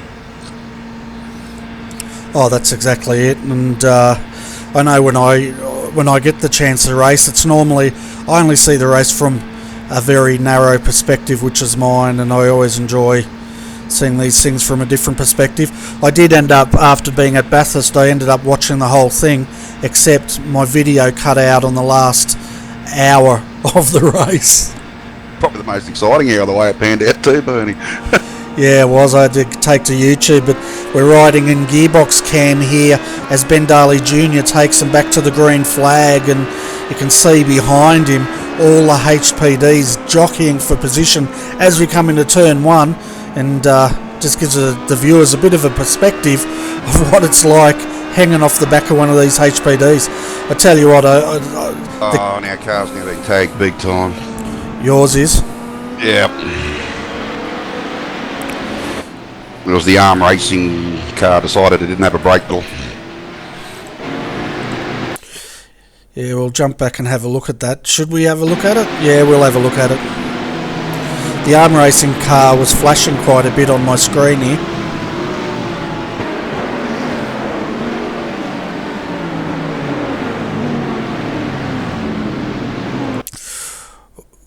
Well, actually, it wasn't the racing car that clouded you. It was a 325 Gamer Glove entry there, and he actually had a bit of a coming together with another car, which spun him into you guys. Yeah, I just see that now. Yeah, so sorry I got that wrong, but just makes you wonder. Anyway, I'll leave it at that. No worries. Yeah, so for TD Racing folks, the day is not going their way, and we'll see how it pans out once you get in the car, Tim. I'd say we'll have a tow your safety car, because that Gamer racing car is blowing the engine when it's hit the wall. So I know he's escaped without requesting it, so we won't have one. So. Okay. Yeah, he hit pretty hard, didn't he? We might jump back and have another look at that from his perspective. Yeah, unfortunately, the car that brought out the safety car previously decided to get involved, and he gave him a touch-up, which gave us a touch-up. So, well, we're pretty lucky we're still going. So.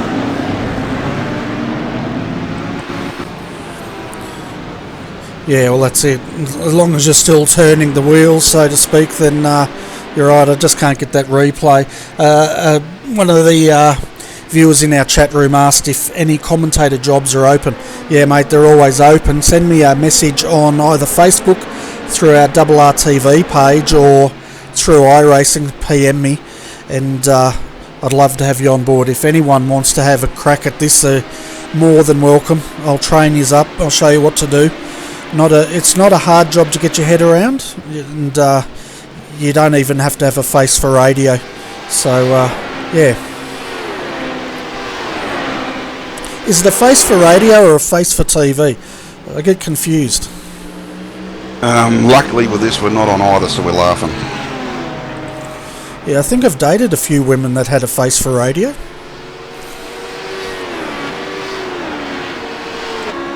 You're not even going to touch that one, are you? I can, but you probably won't like the response. You'll probably say perfect match or batting above your average or something like that. So there's a comment about a mantelpiece and a fire. I'm not going into any more detail on that. Okay, good. I don't know what you're talking about, but anyway. Off air you will. Oh, okay.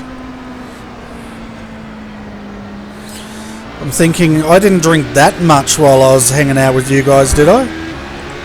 Oh, no, I didn't let that comment slip when we were together, so I'll have to train you afterwards. Alright, no worries. So looking at the back of Michael Trooper's car here, and under quite a bit of pressure here. Had the privilege of meeting this guy at Bathurst, which was the first redback guy I've actually met in person, so it's great. Oh no, was it him? Yeah, I think it was him. I get mixed up, but anyway.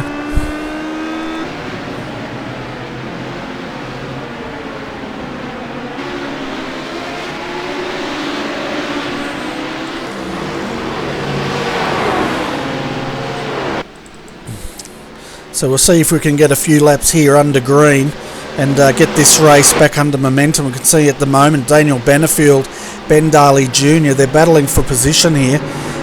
Benefield's a new signing for Redback Racing and doing a great job at the moment as they go past one of the Fusion Sim Racing cars back onto the final turn. I think that's turn 12 they're on. Yeah, hopefully with this last safety the other boys can spread out and get a bit done. Yeah, they need to get that momentum going again, don't they? Got Benefield on the outside, Darley Jr. on the inside, and Darley Jr. holds it.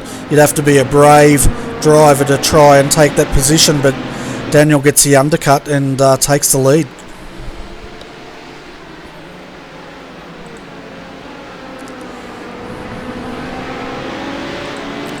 Got Daniel Atchison, he's 2 seconds down, but sitting comfortably in third, and that's for Misfit Motorsport.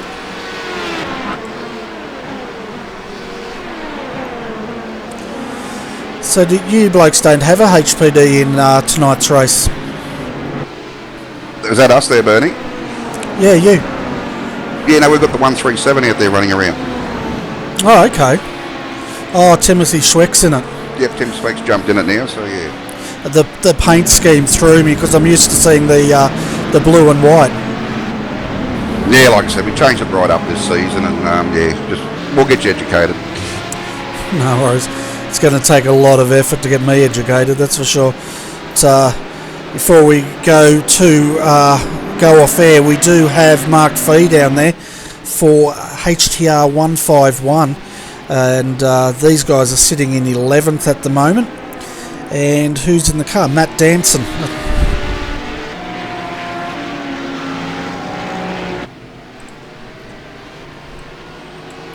Hi Mark, welcome to the RRTV Combox. We've got your car on screen at the moment, sitting in 11th. Matt looks like he's doing a pretty good job.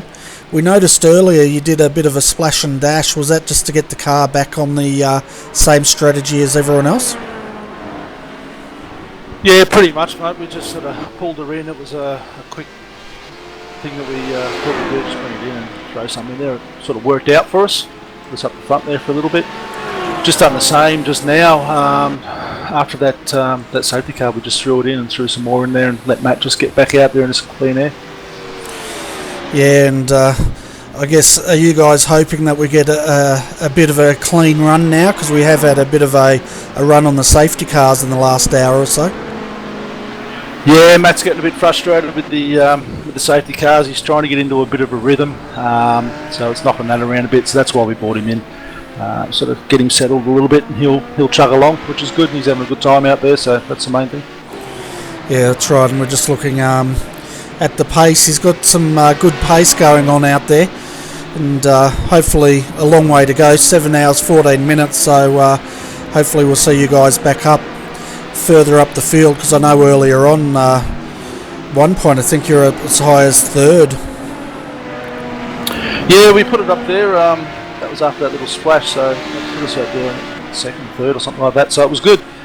Good to be at the front for a while, made us feel good. But no, the boys are doing well. Simon's got to jump in next, so and I'll have a run as well, so we'll get out there and mix it up with everyone. But it's been good, a lot of yellows, but anyway, we'll deal with that. Like you said, another 7 hours to go. Yeah, the tyres have been doing their job around here. Quite a few cars are being caught in the tyre barriers and can't get themselves out, which we sort of see a fair bit of at Daytona. But noticed Velo Paint is backing you guys again tonight. Yeah, Velo Paint, one of our long-standing sponsors, also with Rudtac and all small biz matters, so they're on with us again. Being predominantly a V8 team, we've got a couple of guys in now who are run production side of things, so starting to expand, which is good, and starting to get a feel for what's out there. Yeah, it's good to see you guys expanding, but I tell you what, the HPD would be like chalk and cheese compared to the V8, wouldn't it? Oh, mate, I've done the run on Friday night and jumping out of the V8 into this. Oh, Jesus. Yeah, that's sort of like an understatement. Yeah, it'd feel like you've got rockets on your boots in one of these things compared to the V8, but it probably behaves itself a bit more though. Yeah, I'm actually enjoying it. It's something different. Like you said, it sticks to the road, and it's got a fair bit of downforce, so it's quite nice to drive. I enjoy the V8, but I'm really enjoying this. So I suppose it's just expanding, and we're expanding as a team, and a few of the guys that have moved in now, and we'll get them going in this and get in enduros, and we'll also bring a couple of other guys along. They're interested in it, so we'll move them along as well. But yeah, good racing. I'm enjoying it, so that's the main thing. Yeah, that is it.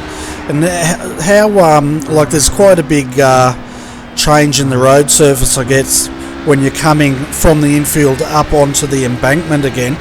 And how does a HPD handle that? Does it upset it much? No, it's not too bad. I think you just got to.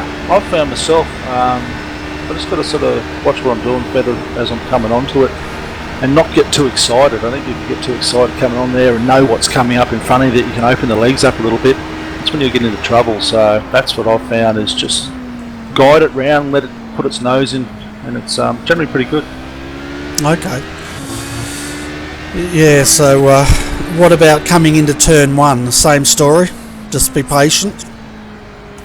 Yeah, just be patient, don't breathe, hang on, and put the foot on the brake and hope you should pull around.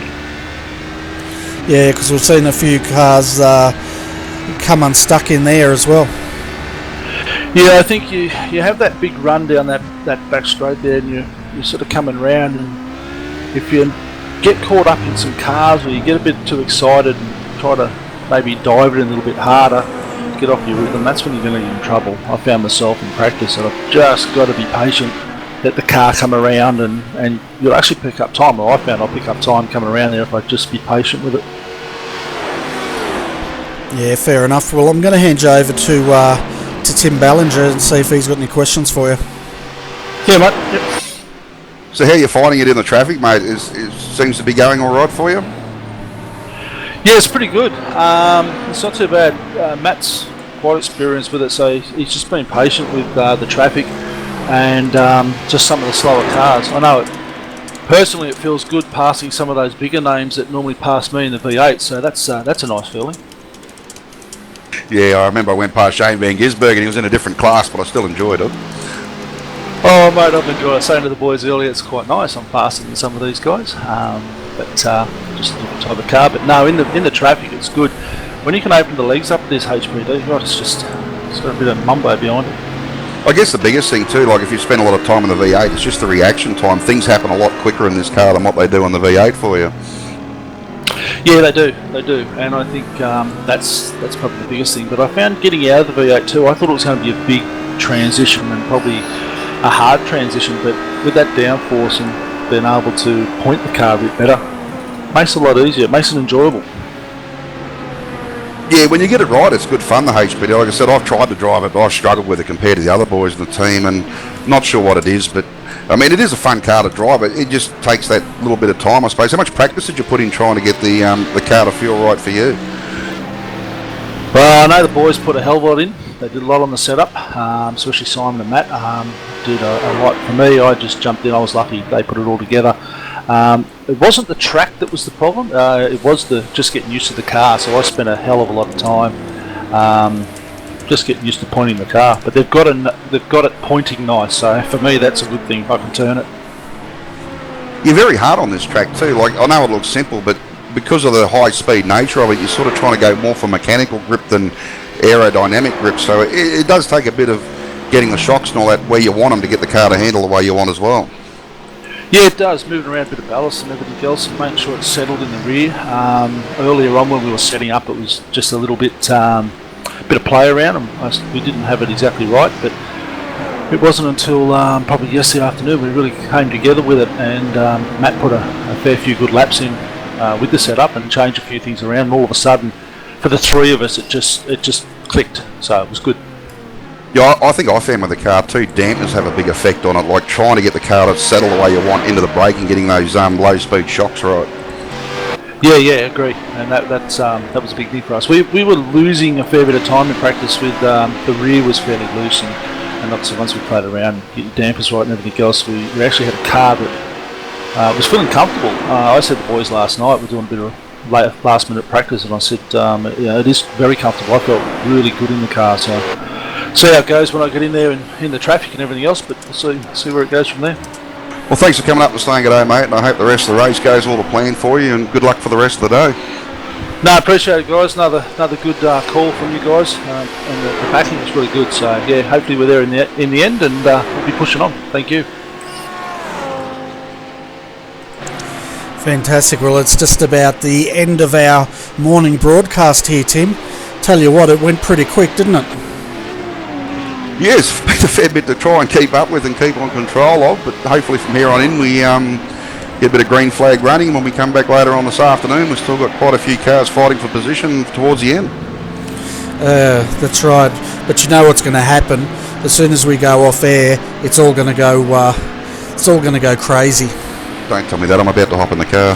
That's what I mean. It's all going to go crazy. No. So before we go though, folks, let's give you an update. Top 3 of each class. At the moment, Daniel Benefield for Redback Racing is leading the way in first position, followed by Ben Darley Jr. in the Dynamic Sim Racing 3 entry. Third in HPD is Daniel Aitchison for Misfit Motorsport. Looking at Class GT3, that looks like it's still being led, well, hang on, let's go back here.